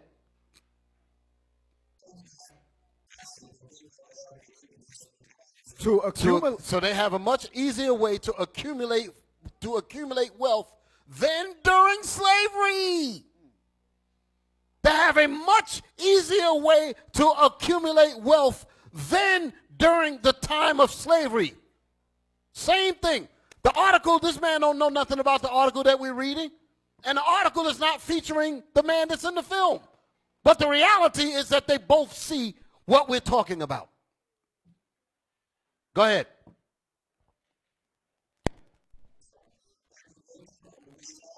Back then, the boss was the slave's owner. Back then, the boss was the slave master, was the slave owner. So the boss today is basically the slave master of yesterday. Y'all all right? Come on.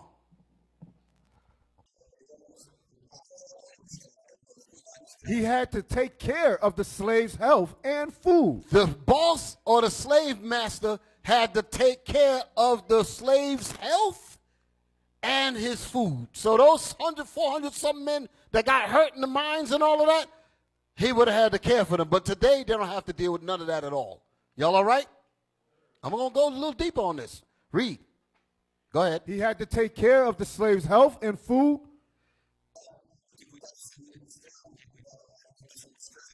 He had to take care of shelter. He had to provide homes for them. Even if it was the slave's quarters. I got to protect, because this is where I make my money. So he got to take care of them. You know,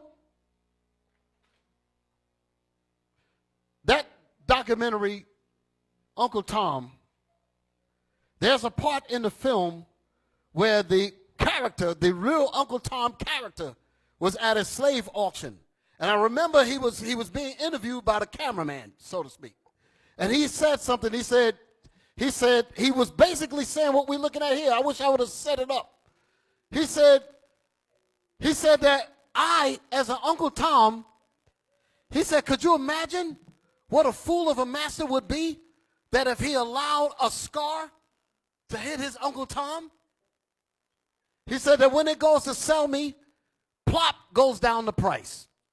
So he says that the white man handles him with kid gloves. So then he goes on, because they were saying that you as an Uncle Tom, you a piece of garbage, you're willing to be a slave, this, and that, and the other. So he's arguing with him. He's arguing, you know, this rhetorical thing that they got going on, the interviewer thing going on. So he says to him, he says, I heard about you liberated workers. You're busting your behind from sun up to sundown. This is the Uncle Tom speaking. And he says, after all of that, he said, you're struggling to make ends meet. This is in the film. Then he says, tell me, what's the difference between a liberated worker and a slave? In other words, we did not progress at all. That's the point. Until he have destroyed thee, the Bible says. We've been destroyed into believing that we got some freedom, and we're worse off now than we ever was. But yet, we got time to lean back and get lazy and get comfortable and not realize that the war has turned up on us. So it says here, he had to take care of the shelter, even if it was the slave's quarters. Go ahead. It's going to get heavier in a minute.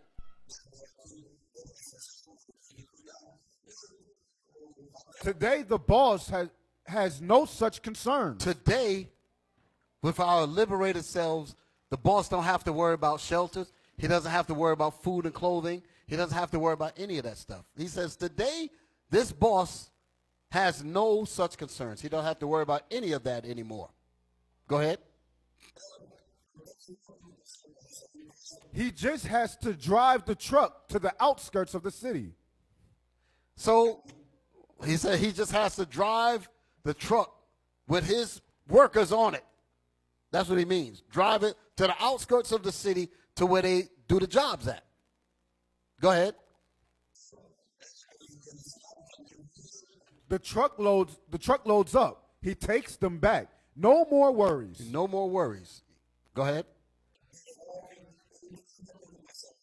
So when he says that, he says once, okay, go ahead, read that. Once the cutting is done, the worker who lives on the outskirts. Go ahead. The worker who lives on the outskirts has to find another way of surviving, selling popsicles or popcorn. Stop. Are y'all digesting this? Him traveling, go back one stanza of this thing here. I want to get to about him taking, because it made me think about something that I witnessed when I was in New York.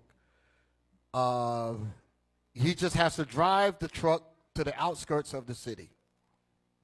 In the 80s, I used to work downtown Manhattan, right across the street from the Empire State Building. There was an electronics store that I used to work there. And I would take the number, I was living in Harlem. I would take the number 2 train. I'd have to go up to 34th Street. You got your Penn Station line and all that. Well, the number 2 train stopped on 34th Street. And I would have to take that train to catch the number 2 train. I forget what trains run there now. I know it was a local on Broadway. You know, you New Yorkers, y'all know what it is. But I would have to, when I take the train, the local train, to get to 96th Street. 96th Street was where the Central Park or the Harlem border began. Follow what I'm about to say. I'm about to hit you old heads in the head in a minute with a song. When you got to 96th Street, that was where Manhattan ended pretty much on the train. The next stop was 110th Street. 110th Street is Harlem. What's the brother Bobby Womack made a song called Up on 110th Street? Because across 110th Street is Harlem. That's where the junkies go free. That's what he said in the song. Up on 110th Street, there's where the junkies go free. Because that's what was in our communities, drugs and all of that. But south of that was white folks. 96th Street, when I be on a train with my suit on, I said, go to work like that, my dumb ass. Let me stop. But we get to 96th Street, the train turns black. All of the white folks that I'm on the train with, New Yorkers know what I'm talking about. When you get to 96th Street, all the white people get off because they don't live where the niggas live. The next stop, 110th Street, and all the way up to 125th Street where I got off at because I lived on 129. Can you dig it?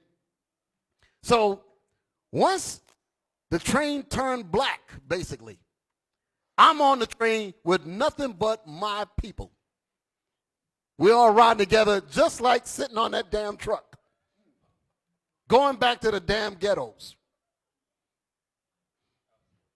That's some SH, ain't it? That was in the 80s. It was 1988. That's where I was at going through this. And I'm seeing this. So, I don't want to lose my thought. Seeing that, the people up there, because there's more in this clip here. Once you pass that train stop, you're in Harlem. And that's like the song said, you know, people trying to make a fool out of me. I think that's another part of the record. You gotta have your game on. When you come outside, you gotta be for real, and if you don't know that, you don't know the deal. They will say it's better to learn than read it from a book. That way you know you'll never get took. Okay? So that's how they do. Somebody gonna say I got bars, right? Lean back, lean back, lean back. Lean back. Play on. It says he has to drive the truck to the outskirts of the city. That's where all of the, and I have to go downtown too, and I see all the black people all dressed up in their suits and all of that. And they don't live down there where the white folks live at. They all got to go back to the ghettos at the end of the workday. Y'all all right? Play on. The truck loads up. He takes them back. No more worries. The subway. The Iron Horse. The subway took me back to the ghettos. Well, I got to pay all kinds of rent. You dig it? I got to buy my own food. I got to buy my own clothes. I got to take care of my own health care. Everything. I got to do all of this. The man don't have to do none of that. He has no concerns of that anymore because we're free. What am I pointing out? I'm not trying to disturb you. I'm not trying to make you feel like this is all a waste. What I'm letting you know is that the fight is not over, and we cannot get comfortable and lazy. That's my point, sisters. That's my point, brothers. Our children are at stake. Our nation is at stake. Because if we don't stand up for ourselves, nobody will stand up for us. That's cult talk. That's hate speech. Yeah, it's hate speech because you're the enemy. You want me dead. Of course it's hate speech. You tell a snake you want to move your chickens away from the snake, and you're telling the chickens, don't go out there, come in here where you're safe at. The snake gonna say, you're a hate. You're teaching hate. Here, you're the shepherd of the sheep, and you're trying to keep the sheep away from the wolves. The wolf gonna say, hey, you're teaching hate. You're teaching them sheep to hate me.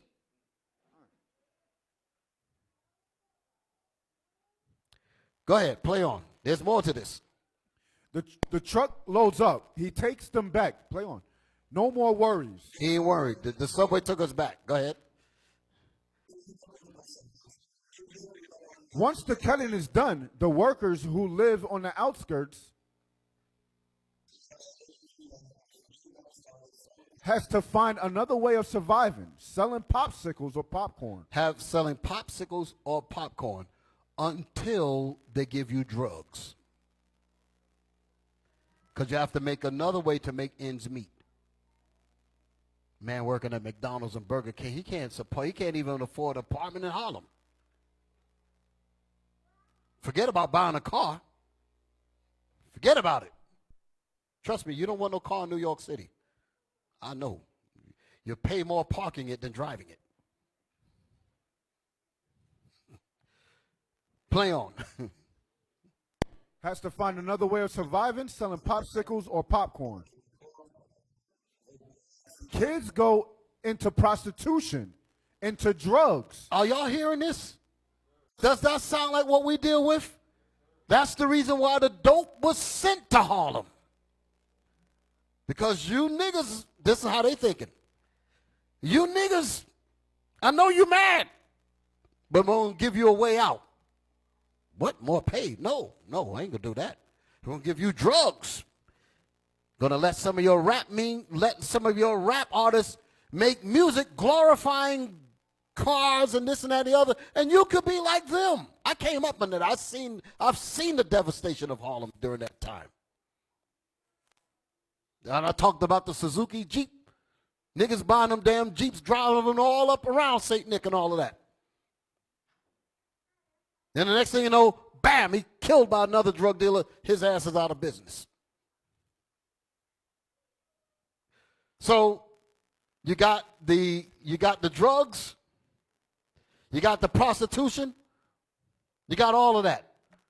Trying to not only make ends meet, but also trying to mend a broken mind and self-esteem. Woman to sell her body, lay down with any damn body. All of this is the result. I'm not beautiful. I want to look like Miss Clairol. I want to look like Miss Cosmopolitan with the blonde hair. And I'm not beautiful enough. Men don't want me. She ain't learning nothing in school, because what do they teach our kids in school? Nothing about themselves. They don't get to know nothing about the specialness of their own bodies. They don't get to know nothing about the specialness of their own sanctity. And they go out here and just give themselves like they're nothing. Trying to compensate because daddy ain't even home. Daddy got ran off in the 70s with the welfare program laws. You know what I'm talking about? So all of this stuff comes together. And all of it made money for white folks. All of it. Because now we're destroyed in terms of our self-value, our esteem, our self-worth. And we will go spend anything for the 8-ball jacket, or spend anything for those Air Jordan sneakers, or spend anything for that BMW car or Mercedes. Will spend anything to make me feel like I want to be because I'm looking at imagery on television that I cannot really match up with the little bit of money that I'm making. So whatever little bit that I get, I'm going to buy the gold chains.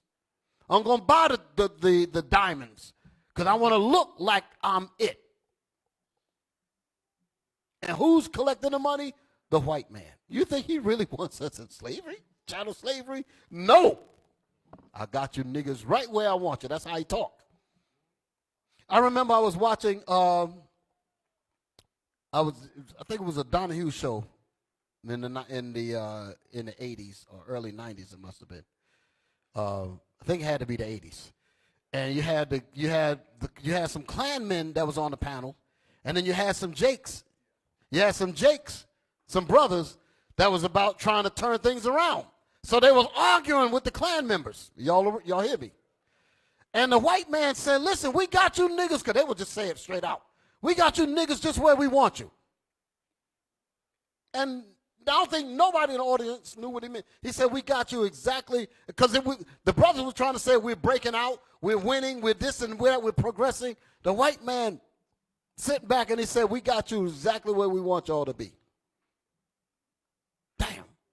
And I didn't really catch that until many years later. But then came this truth. Y'all all right? The Most High said, you're my people. So I'm going to start giving you that good news right about now. Y'all all right? Play the rest of this here. Like I said, don't lose hope, brothers and sisters. You just put your hope in the right thing. Don't put it in this system. Put it in the Lord, because the Lord going to destroy all of this. The Lord going to set this whole place on fire, and it's going to be a memorial to the place where we served our captivity. It's going to be here, but there ain't going to be a blade of grass left here. Thank God that I can read about the missiles that God put in this Bible. See, those are the things that gave me faith. Reading about how he's going to do it and seeing who he's going to bring out of this, it's the good stuff. Is that it on this video? Play the rest of it. Kids go into prostitution, into drugs. They go find other alternatives in the world of crime. They all go into, he said, they go find other alternatives to try to make money because they're being paid just above nostril level, just to keep their heads out of water, above water. Minimum wage. What the hell are you talking about? We built the whole planet. That's why I say I ain't going to be happy with nothing but a chain on his behind in slavery. That's the only way. That's when you're going to really see me smile. Brothers be talking about saying, y'all said don't really dance. He don't party. He don't know. I ain't got time for that. Everybody else can dance. Ain't got no time for that. When I get into the kingdom, I'm going to break dance. I ain't break dancing now. Y'all all right? Play on.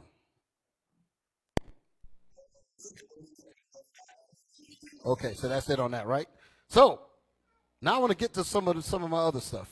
I got about an hour left, right? About an hour left. I'm gonna get into some of this stuff here. Let's move on. So just because our enemies today hadn't outright straight up told us that they absolutely hate us, doesn't mean that they don't in fact hate us. Y'all all right? So can I get a witness? So when they said that we were quote unquote free, we bought that. But in reality, they love the destroyed state of our minds. This is so beneficial to them. When you have a whole people's mind is destroyed, all of the people's minds are destroyed to follow you and your Christianity dope. Wow. That's a hell of a thing. Tens of thousands of people sitting up in these cemeteries called churches or crack houses. I keep getting them mixed up. Crack houses. Forgive me.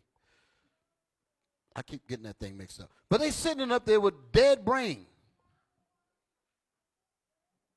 knowing damn well that they are not learning anything about their true salvation.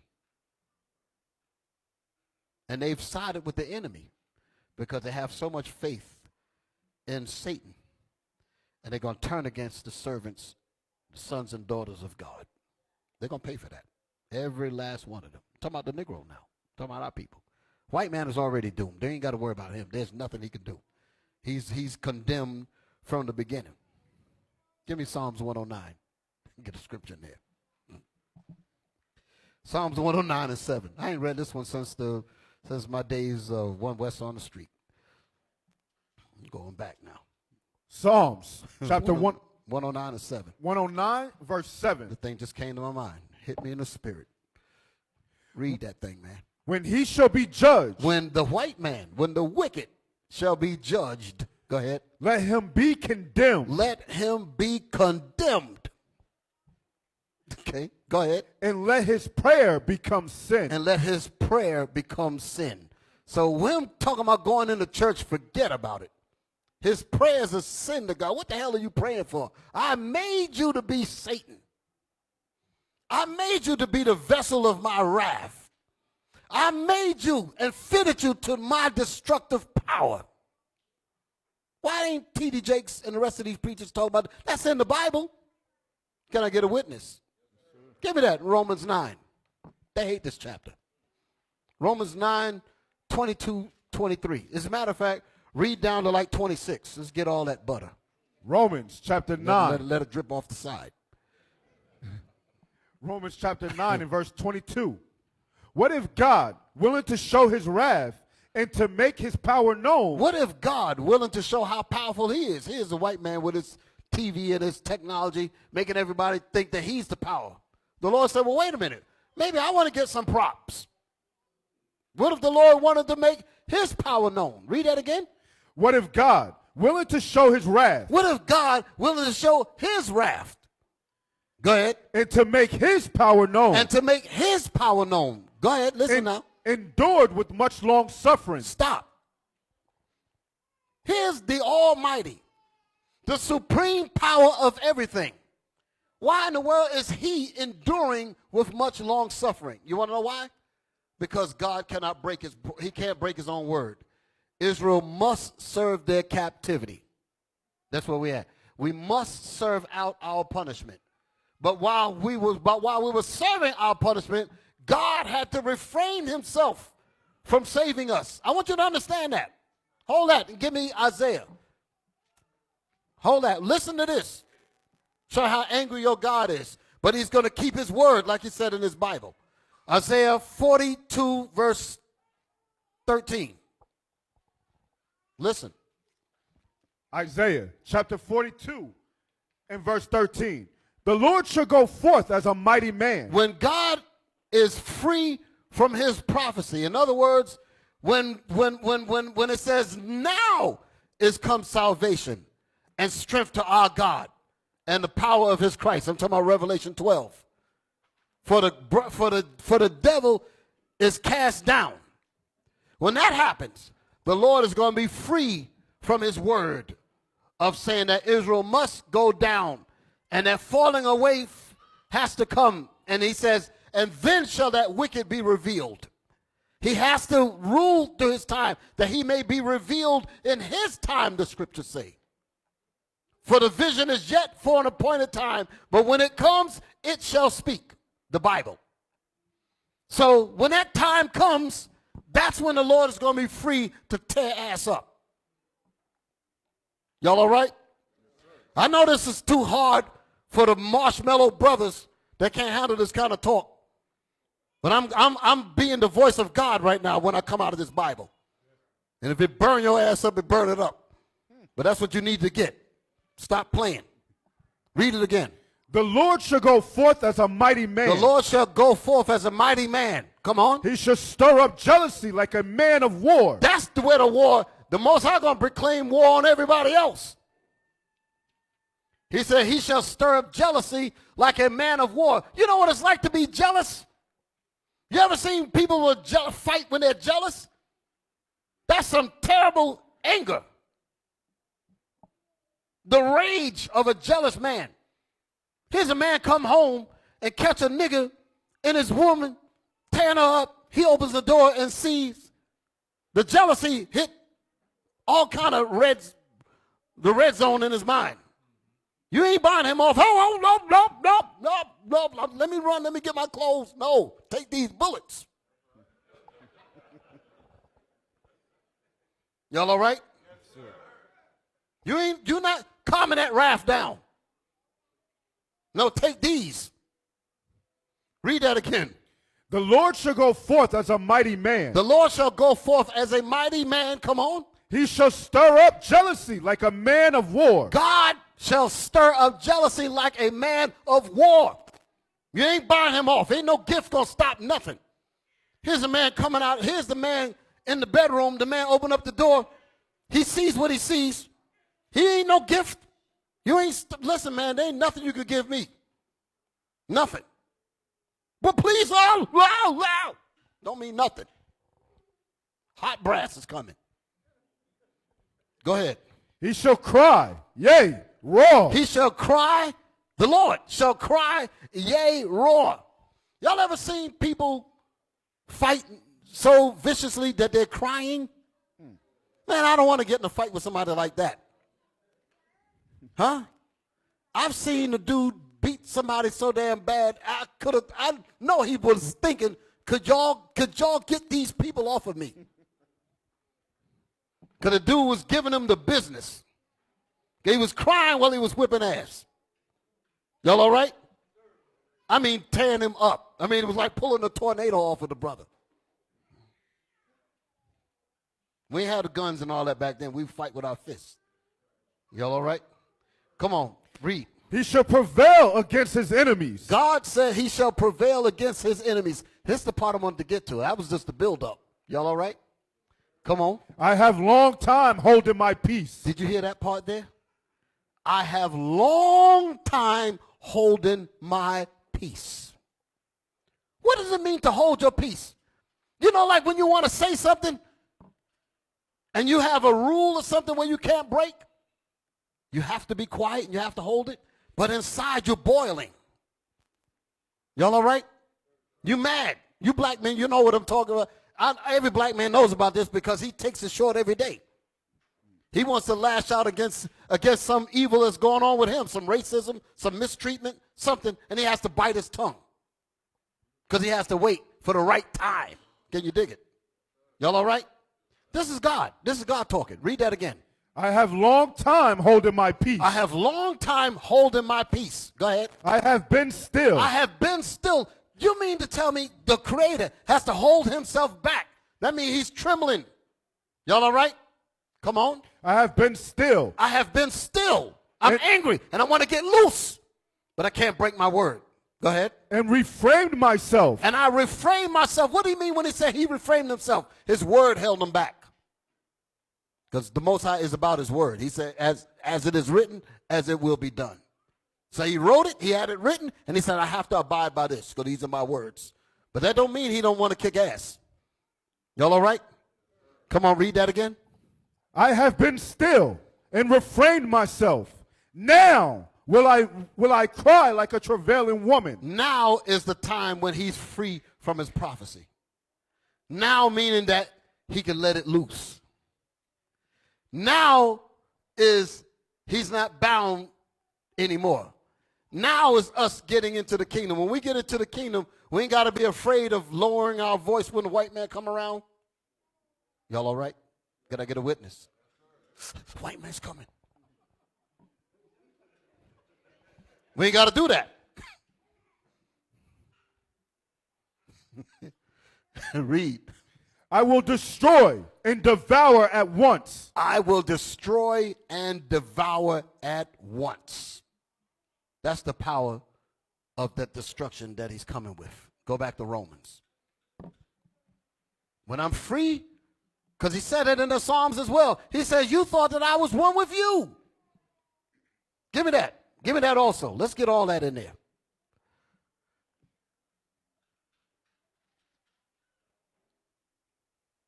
The one in Psalms 50. I'm about to change gears a little bit because there's a video that I want to play that I got to bring up. Psalms chapter 50 and verse 21. These things hast thou done. These things have Esau done to our people in the evil and thy, wickedness. What was the things that he did? What's above that? Verse 20. Thou sittest and speakest against thy brother. Thou slanderest thy own mother's son. That's us. He slandered Jacob. Esau slandered Jacob, calling us a hate group. The Lord sees this. Calling us violent extremists and all this garbage. Saying that we're murderers and liars and all this evil. And we're sitting on stolen land that these bastards stole from our brothers. And you got the nerve to point their filthy fingers and talk about us. And they're sitting on stolen property, a damn criminal, pointing his dirty fingers at us. Read that again. Thou sittest and speakest against thy brother. Thou sittest and speakest against Jacob. Esau did this. Go ahead. Thou slanderest thy own mother's son. You slandered your own mother's son. It's unfortunate, but Esau and Jacob were brothers. Y'all all right? Come on. These things hast thou done. These things that you spoke against my chosen, my beloved, like he said earlier. These things that you have done against my people, you did it, and I kept silent. But that don't mean I wasn't watching your ass. Go ahead. And I kept silent. But I kept silent. Go ahead. Thou thoughtest that I was altogether. You thought that I was with you with your Christian garbage. Dig it now. I call it the trap. The Most High got a lot of these Edomites running around talking about something. Yes, Jesus loves me, for the Bible tells me so, and every last one of them going into slavery. They don't like that kind of teaching. That's why they're trying to get rid of the Bible. They know what this Bible is really saying. They just give the people methadone called Christianity in the churches. But they know what this Bible is really talking about. That's why they're trying to get rid of it. Y'all all right? That's all churches is a big methadone clinic. All the people sitting up in there. Read. Thou thoughtest that I was altogether such an one as thyself. Thou thought, you, Esau, you thought that I was with you. You painted my son to look like you, and you got leprosy. I put leprosy on you. You're going to oppose me, and you're going to say that my son looked like the curse that I put on you. He refrained himself from that. He watched him do this. You sisters talking about some of your blonde hair. You sick as hell. Go ahead. But I will reprove thee. The Lord said, but I will correct your behind. And set them in order before He's thine going to eyes. set up the nation of Israel in order right before his eyes. So that's why this vicious beast, he can't stop this. Y'all understand me? This is not by this is by God's power that IUIC is here. Like I said before, you can kill me. You can kill off some of the leaders. But I know enough about this Bible to know that I'm coming back to hang your ass. Is that it? Yes, sir. Now go back to Romans. Romans chapter 9 and verse 22. What if God, willing to show his wrath? What if God willing to show his wrath like we was reading in Isaiah? I will destroy and devour once. I want to do this because I've been holding myself back and I refrain myself. And I'm suffering watching this roach running around calling themselves my people, calling themselves Jews. Go ahead. And to make his power known. So what if God, willing to show his wrath and to make his power known, what? Endured with much long suffering. He endured with much long suffering. That's him. That's what we was reading in Isaiah. Holding himself back. He watched this happen. He couldn't step in because he couldn't break his word, but he endured watching him with much long suffering. Who did he watch? Read. The vessels of wrath fitted to destruction. I watched you as a vessel of my wrath because you was made for me to channel my anger through. That's in all the Bibles. How come these filthy scumbag preachers ain't reading this? How come they're not reading this? And it's in all the Bibles. Why are they not reading this? He said what? Read it again. The vessels of wrath fitted to destruction. He was fitted, made to be destroyed. Made to be destroyed. Go ahead, read on. and that he might make known the riches of his glory. So he's not only as he going to destroy Esau, but what did he say? He will make known the riches Of his glory. of his glory. On the vessels of mercy. You're the vessels of God's mercy, you Israelites. That's what Isaiah 14 is about. For the Lord will have mercy on Jacob, and he will yet choose you. That's the vessels of God's mercy. So he's going to channel his mercy through you, and he's going to channel his anger through your oppressor. And some of our people are so damn wicked, they're going to line themselves up with death. That's what they're going to get. You turning against this gospel, you're asking for death from God. You better recognize where you're at. Is that it? Read on. Which he had afore prepared unto glory. You was prepared for glory from the very beginning. That's why God named you Israel. You're the princes and princesses of God. You was named that. Forget about what they did to you when we came over here. You're the vessels of God's mercy. You better recognize that fast. Y'all all right?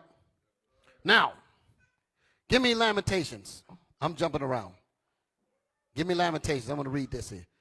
Lamentations 4, and I'm jumping out of my sequence because I know I ain't going to finish it all up, so I'm jumping out a little bit. I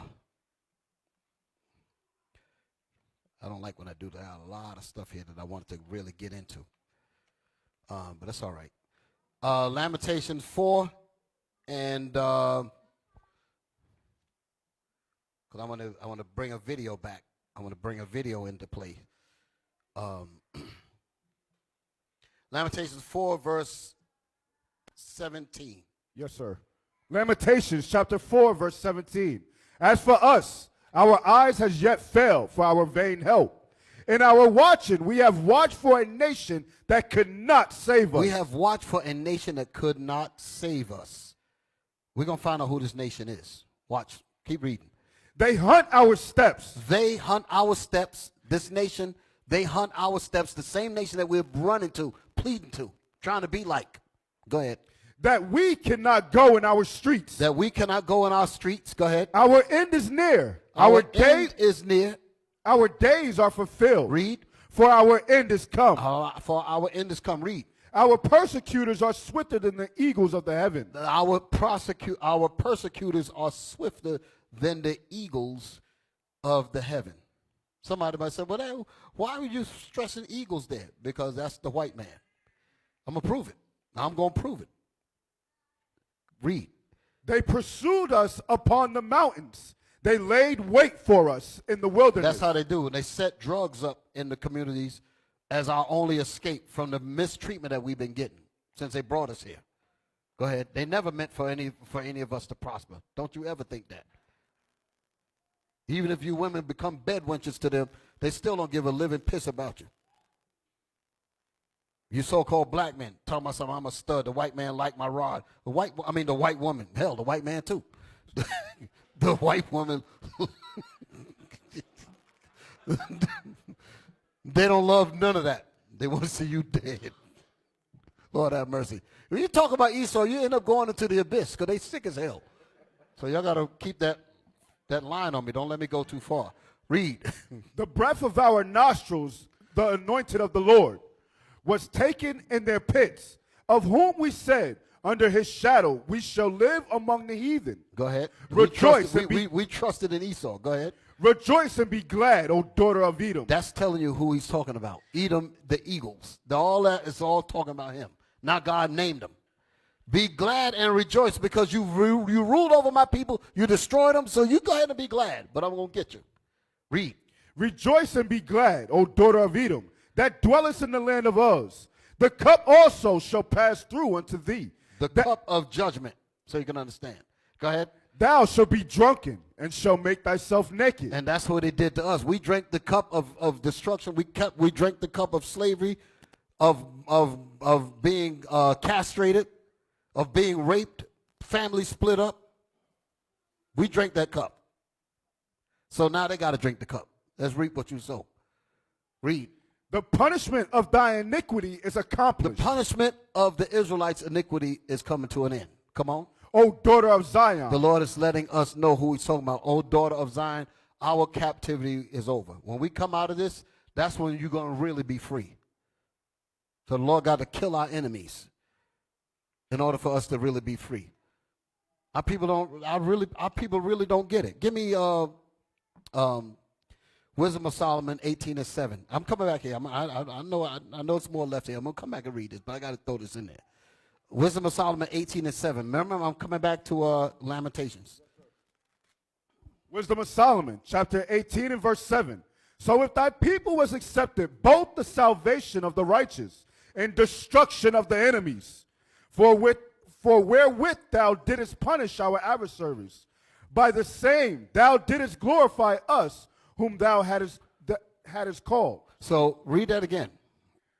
The whole thing, Bishop? Yep, just the top part. That's what I want, just the top part. Read.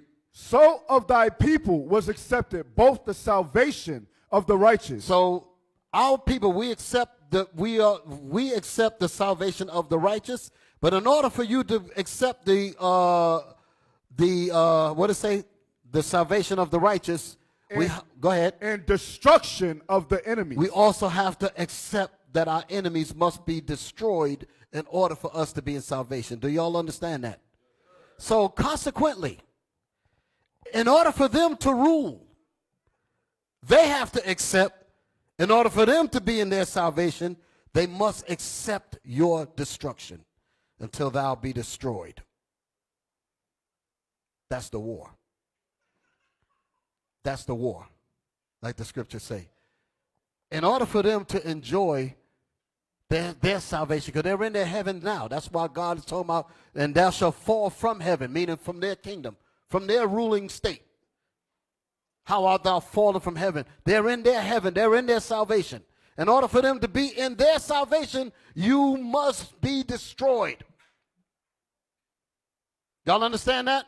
Yes, so we have to, in order for them to be in a heavenly state, we must be in hell.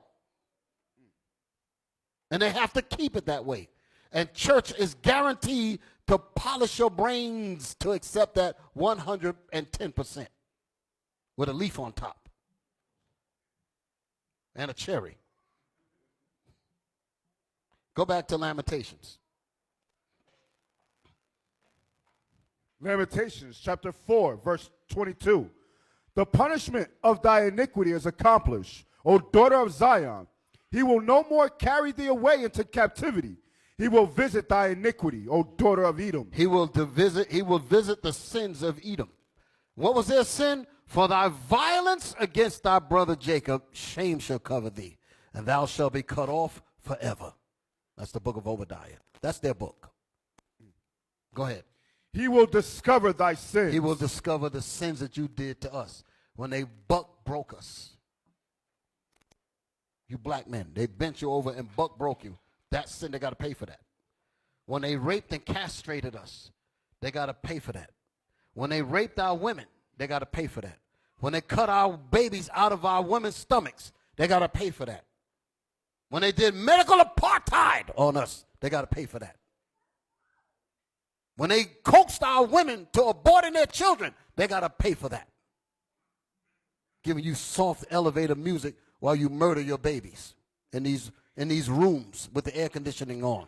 Because you got with a man that said he loved you, but because he has no real resources, he couldn't take care of you. Now you got a baby on the way, and you say, I can't afford that baby, get rid of it. Or you're going to be left by yourself with the baby. So here they come with planned death. Ain't no Planned Parenthood at all. What parenthood are they talking about? Planned death. That's what it used to be called, the Negro Project, which was a project of eugenics. That's what the name of Planned Parenthood was before they changed it to the much more soothing euphemism to absolute murder.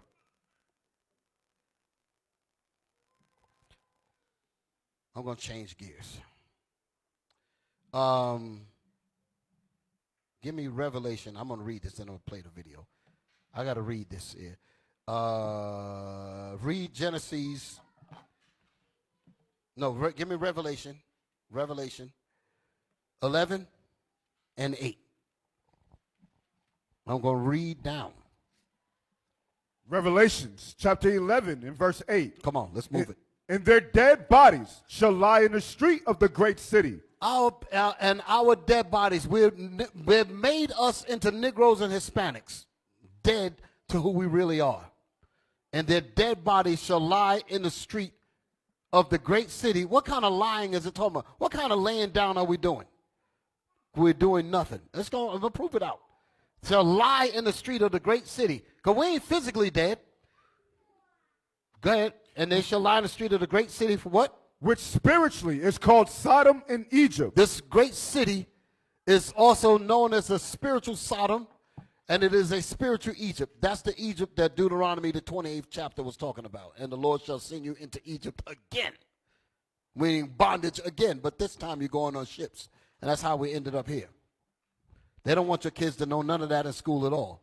Trying to disassociate us, talking about some. No, every child should be free from racism and separatism and all of that to get you away from that Bible.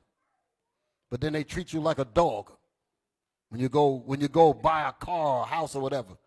Treat you like garbage when you go inside a store. Treat you like you're some criminal. Your skin is too dark. Mess like that. Go ahead. Where also our Lord was crucified. Where also they lied about Jesus. Tens of thousands of our people sitting in these witch covens called churches, where they are administering methadone by the pound, putting them all to sleep. Where also our Lord was crucified. You over there laughing. Where also our Lord was crucified. Hell, the daggone collection plate might as well be the cocaine damn thing they passing through with the vials and with the dope needles on it. I have no respect for the church system at all. I know they can't stand me. I just don't. I just see it as a bunch of complete filth. I have no respect for none of it at all. None. Read that again. Yes, sir. And their dead bodies shall lie in the street of the great city, which spiritually is called Sodom in Egypt. Which is a spiritual Sodom. This is lesbian utopia. That's where we're at. Homosexual heaven and paradise. That's where we're at. This is where they come to be free. Talking about a rainbow. They took the symbol of God and attached it to lascivious filth. Go ahead, man. Where also our Lord was crucified. Where also our Lord, the truth about Christ, was destroyed. This is the main destruction. Christ wasn't crucified over here physically. That was in Calvary. But but when it comes to the absolute lies about Jesus, it's done right here. Because the Israelites are here. And they must keep us stupid with these churches, with these crack houses, witch covens, methadone clinics. They all the same thing. Dope houses, crack houses. Read. And they of the people and kindreds and tongues and nations shall see their dead bodies 3 days and a half. Stop for a minute. Dead bodies. It says they shall see their dead bodies 3 days and a half. When do you actually get to see a dead body 3 days and a half? Never. So this ain't talking about literal dead bodies. And it's not literally talking about 3 days and a half. It's talking about 350 years of our captivity in this country. I know there might be some doubts on that. I love it. But we got the proof. Read. And shall not suffer their dead bodies to be put in graves. And shall not suffer their, suffer means allow. And shall not allow or feel necessary to bury them. Why? Because they are not physically dead. Meaning that they are Negroes. Huh? That's what we are. Necromancy, dead. That's where the term Negro in that sense comes from. Dead people. Like the scriptures say in Proverbs. And the man that wandereth out of the way of understanding, thank you, shall remain in the congregation of the dead. And our people have been taken out of the righteousness of God, out of the understanding of God. So where does that leave us? In the congregation of the dead. That's why they call us Negro. Ain't no such people as Negroes. They named us that. The factory. Where you at? That was verse 9, right? Yes, sir. And they shall not suffer their dead bodies to be put in graves. So, let's see what we're talking about. Let's get some understanding. The dead bodies, nobody, like I said, nobody watches a dead body for 3.5 days. So the 3.5 represents 350 years. Primarily, this is talking about the years of 1619 to 1969. There's 350 there. What happened in 1969? They went to the moon. And the Lord said, "Thence will I bring ye down, saith the Lord." So that was the time for us to begin the really waking up to this full gospel. Y'all all right? So that's not even the proof I was talking about. There's other scriptures that prove about the times and times and a dividing of times, and other scriptures that clearly proves that this is talking about this time period of us here in this country, literally. Give me Genesis 49. Genesis 49, verse 1. Genesis chapter 49 and verse 1. Come on. And Jacob called unto his sons and said, "Gather yourselves together, that I may tell you that which shall befall you in the last days." So gather yourselves together, the 12 tribes. Jacob, the father, is Israel. He says, "Come unto me, you 12 sons. Gather yourselves together unto me, that I may tell you what shall befall you in the last days." So our father Israel is speaking to us. Our father Jacob is speaking to us, speaking to the 12 sons. Read. "Gather yourselves together, and hear, ye sons of Jacob, and hearken unto Israel your father." So he spoke to each son and gave them information that would tell them where Ephraim would be, where Simeon would be, where Benjamin would be, where Gad would be, where Judah would be, where Levi would be, where Zebulun would be. Who's saying this? The Most High. So that's the love. The Most High said, "I'm going to make sure that their book follow them in their captivity. I'm going to make sure that it's translated and everything." A lot of people speak stupid because they don't understand the power behind this Bible. The Most High calls this book, even for the so-called white man to be carrying it, talking about some, yes, the Bible talks about me. And you believe that garbage, but it was all so that we can get it. Y'all all right? Now that the Bible is coming out, now they're trying to get rid of it now. It's too damn late. Y'all all right? That's what these so-called apologetics, they ain't worth spit to me. They say, "Damn, he sound like he hate us." I said, "You ain't worth spit to me. You translate that as hate as you want. God says he hates you. That's good enough for me." Y'all all right? Man said, "What should I do? Should I go kill myself?" When I read them prophecies to his behind, I said, "No, why would I tell you to do something like that? That ain't the Christian thing to do." I said, "But go home and read that Bible anyway. Because every time you read it, that spiritual sword going to tear his ass up. And that's good enough for me." Y'all all right? Where am I at? Yeah, it's torment. Just think about it. Every time, because when the Israelites break this Bible down, don't you realize we're taking chapters away from them? All of the lies that they teach and give our people, the methadone in the churches, when they hear about the scriptures that they can't undo it, and they try hard. They said, "Damn, I can't just black the damn thing out. I can't even use it no more. They done went and educated the damn niggers." That's how they think. Y'all all right? Because once we break this Bible down, the truth is the truth. You can't undo it. Once you go through Obadiah and prove that that's them, they can't touch that book. What you going to read out of it? "Hey, Mr. White Man, come here." He's running from it because that's them, especially if you know it. Y'all all right? Read. Verse 3. No, give me verse 8. So it said gather, because he's all of the tribes. Now it's going to talk about Judah. Y'all all right? Come on. Genesis chapter 49 and verse 8. Judah, thou art he whom thy brethren shall praise. Thy hand shall be in the neck of thy enemies. Thy father's children shall bow down before thee. Judah. So Jacob is speaking to Judah, the son Judah. He says, thou Judah, you art he whom your brethren, the 12 tribes, are going to praise, because you're going to teach them who they are. That's how the truth came out. It was Judah that showed all of the tribes who they were out this Bible. Here goes these people. The 12 tribes chart came from Ariel. They came from God, nigga. Right. And we're reading about it. It ain't no chart either. Chart is something that somebody made up. This is the sign that the Most High talked about in the book of Ezekiel. He told them to write down the tribes.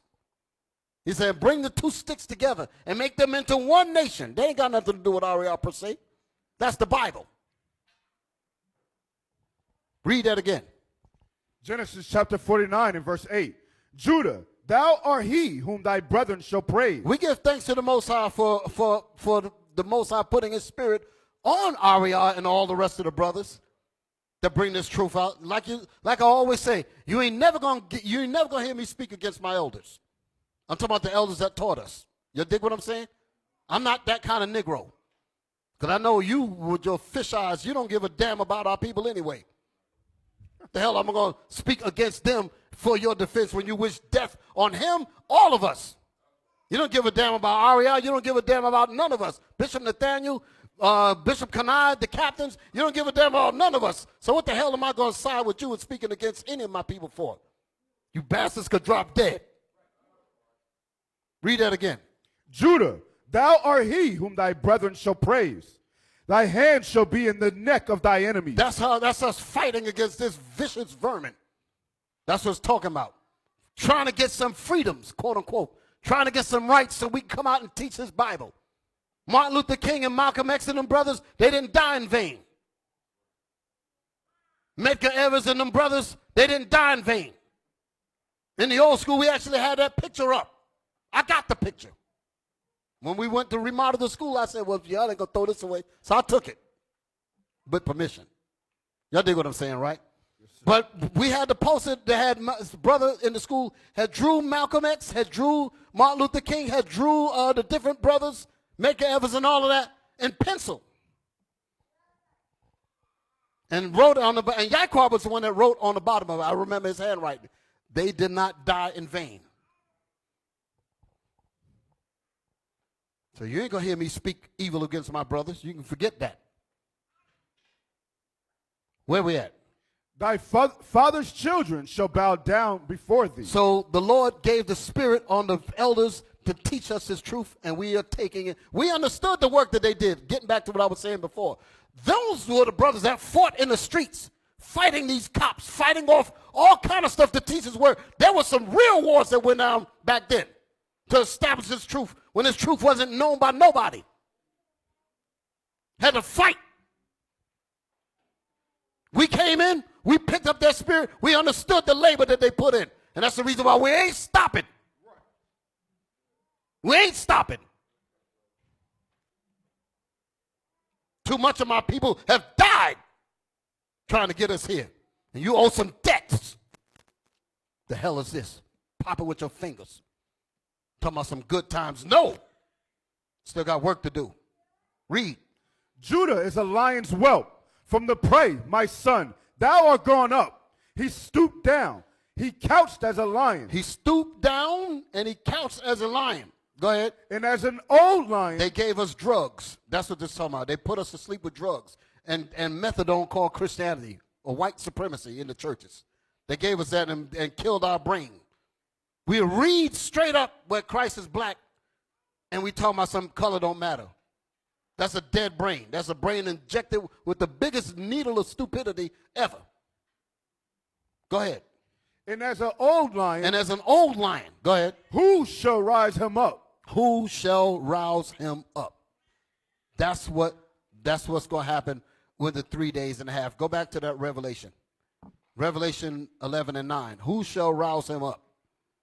Revelations chapter 11 and verse 9. And they of the people and kindreds and tongues and nations shall see their dead bodies 3 days and a half. So our people asleep with drugs, sleep with inferiority thinking, teaching, crack in their mind, dead. Go ahead. And shall not suffer their dead bodies to be put in graves. Because they're more valuable to me as a worker than they are in the graveyard. They're more valuable to me on my jobs than having them put in physical chains. Go ahead. And they that dwell upon the earth shall rejoice over them and make merry and shall sell gifts one to another. Because they're rejoicing over us. They're rejoicing over our destruction. That's what we read it. So when it says they shall never, I'm just backing up to verse 9 for a second. And it says, it says, and shall not suffer their dead bodies to be put in graves. The question is, who shall rouse up and wake him up from his dead state? Who's going to wake him up? Who's going to wake up the sleeping giant? Who's going to wake up Israel? Who's going to wake up Judah from its dead state? That's what we was reading in Genesis. Who shall rouse them up? Let's go back to Genesis. Genesis 49 and 9. Genesis chapter 49 verse 9. Judah is a lion's whelp. From the prey, my son, thou art gone up. Go ahead. He stooped down. He couched as He a stooped down. He was in the 60s. He was ready to try to get some payback. Try to get some wake up. Fred Hampton, Medgar Evers, Martin Luther King, Marcus Garvey, the brothers, the Panthers. They was trying to get some wake up. Read that again. He stooped down. He stooped down. He couched as a lion. He couched as a lion. Like he get ready to pounce and win. Go ahead. And as an old lion. But he turned into an old lion. Why? Because the drugs came in right after that. COINTELPRO and the rest of it. The war. Murdering brothers. Murdering Malcolm X. Murdering Martin Luther King. Murdering Medgar Evers. Murdering the brothers. Read. And as an old lion. And as an old lion, it turned into an old lion that don't even care about history no more. Come on. Who shall rouse him up? Who shall wake up this dead man? Judah gonna wake him up. That's what Genesis is talking about. Go back to Genesis. Who shall rouse him up? Who's gonna wake him up? And to him, because Christ's gonna be with us. Christ is behind us. Christ is the one that's doing this. That's what we're about to read. Read that. 9 and 10. Come on. No, I mean the 10th verse. Genesis 49:10. Genesis chapter 49 verse 10. This is who's behind Judah. The scepter. Or should I say in front of him? Come on. The scepter shall not. The scepter, the ruling stick, the king's staff. Go ahead. The scepter. The scepter shall not depart from Judah. The scepter shall not depart from Judah. That's the tribe. Go ahead. Nor a lawgiver from between his feet. Nor shall a lawgiver come from between the feet of Jesus. That shall be the ruler. Go ahead. Until Shiloh come. Until Christ come. Christ is the ruler that's going to bring us all out of this captivity with death to our enemies. And I thank God for it. Read. And unto him. And unto Christ. Shall not some man, hold it. Not some man on earth running around talking about something he's second to Christ. That's a bunch of blasphemous stupidity. And unto Christ shall the gathering of the people be. Shall the gathering of the people be. That's who's going to gather the nation of Israel. Christ. That's what we're representing him with his word. We're speaking his word to deliver unto the people, to get them out of that damn clinic called the church, the methadone clinic. With that Christianity dope that got your head pumped up with laughing gas. The hell is this? Now, give me my video. Give me my video. Give me my parts here. I'm going to bring this and I'm going to let this in my class. I'm going to let this in this part of it. Okay? Brothers got me on time constraints. That's all right. They say, y'all stop getting crazy up there. He trying to take us into daggone next week. So now I'm going to lean back. Come on. That thing. Give me this here. Now I was talking about, because there was some other stuff that I want to bring out. Let me just say it like this here. And I imagine that the next bishops will be teaching on this. Either Bishop Nathaniel or Bishop Kanai. I'm not certain as of yet. But you had a brother, YouTube sensation, I'll say it that way, Brother Kevin Samuels, okay? A lot of people heard of him. A lot of black women hated him. Boy, they said the most evilest stuff about this man now that he's gone. And the only thing he tried to do was clean black folk. He didn't know the Bible now. Y'all all right? And that's a shame. That's a shame. I wish he could have gotten his, from what we understand, he could have got the salvation that the Bible is talking about. But I wish mercy on the brother and his soul. I'll say that much. But the black women hated him because he was telling black women something that they're not used to hearing, because our men have been made weaklings that's scared to tell the truth. And I don't know where this brother got the spirit to come out. And like I said, I don't know him personally, but he had the fortitude, not even going in the Bible, but he realized that there was a big problem in the black community. And every time I heard him, because I listen to him from time to time, some of the stuff people might not get, but what could you really expect? He's not coming out the Bible. But a lot of the stuff that he was saying made perfect sense, And sisters don't want to be told anything. They call that bashing. And I'm like, you know what? Put up some of them clips. I got to do it. Put up some of the stuff that the Negro women have said against this brother. And a lot of these hoes, I shouldn't call them that. But yeah, well, we're going to show it. Just hang on. Y'all got it up there. A lot of them call themselves Christians, but they talk like this. Show it. Give me the, yeah. No, let me get that off yet. Get it off. Give me the first one. Come out. Not that one. There was one. Right. Show me that one. You know what? No. You had it right. I'm going to show that one last. Give me another one. Give me the other one. Yeah, let's play that one. This is some sister, some girl, Shanice Taylor Williams. This is what she says. If Kevin Samuels is dead for real, I hope a woman over 35 is responsible. You see the evil that's the evil that we've been trained to do against our own. Will they say this against the man that raped her fathers?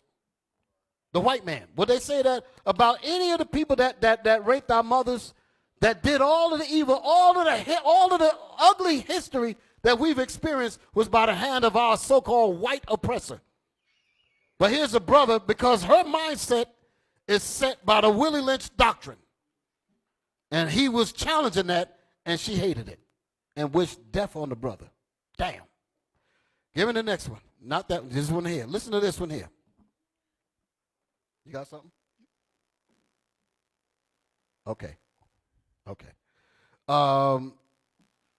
Kevin Samuels is a terrorist, and when a terrorist dies, you rejoice. They call him a terrorist for bringing the Bible, for bringing righteousness to them.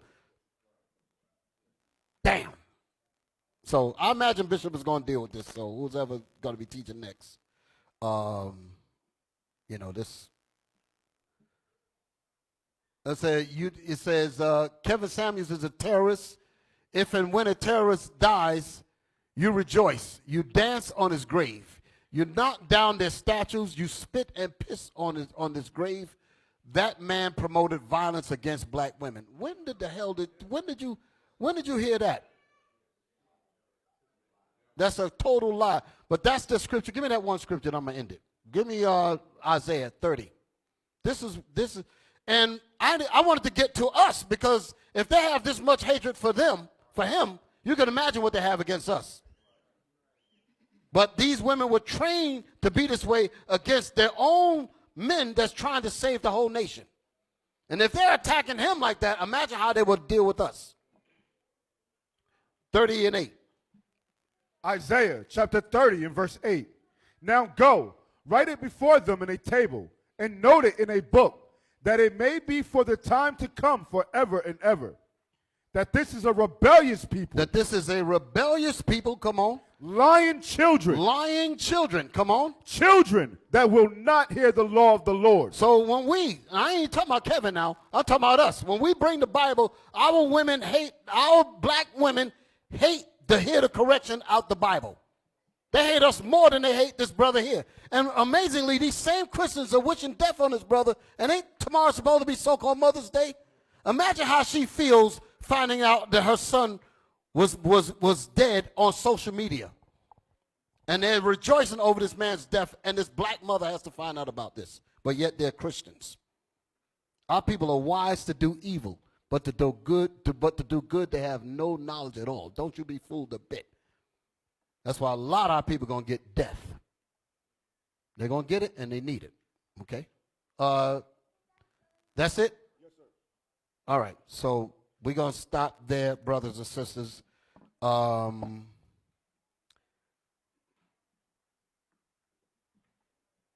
hope y'all got something out of what I brought out today. And I hope that this was a help to you. I did want to read this part here. There's a brother put up a statement about him. Put that up there real quick, and then we're going to close out. Okay. Contrary to the popular belief, this is written by a brother named Liam Judah. Contrary to popular belief, Kevin Samuels got on black men as well. He damn sure did. Got on black men as well. He just took the message, we just took the message better than the bitter black woman. We will hold these women accountable in your honor. Laugh out loud. I don't know about all that, but you know, the Lord will deal with all of this. But you know, and you know, brothers that try to do something for the nation, whether it's him, whether it's Malcolm, whether it's Martin, you dig what I'm saying? When people try to do good for us, I'm not going to speak evil about the men. You know, so you know, for our women to do that because they got Esau in their mind is really a test of Satan and how Satan deals. So I'm going to end it there, but I will be, Lord willing, I want to finish this lesson because there's a whole lot in here about faith and trial and all that I didn't get to. So I'm going to end it there. So with that, we'll say shalom.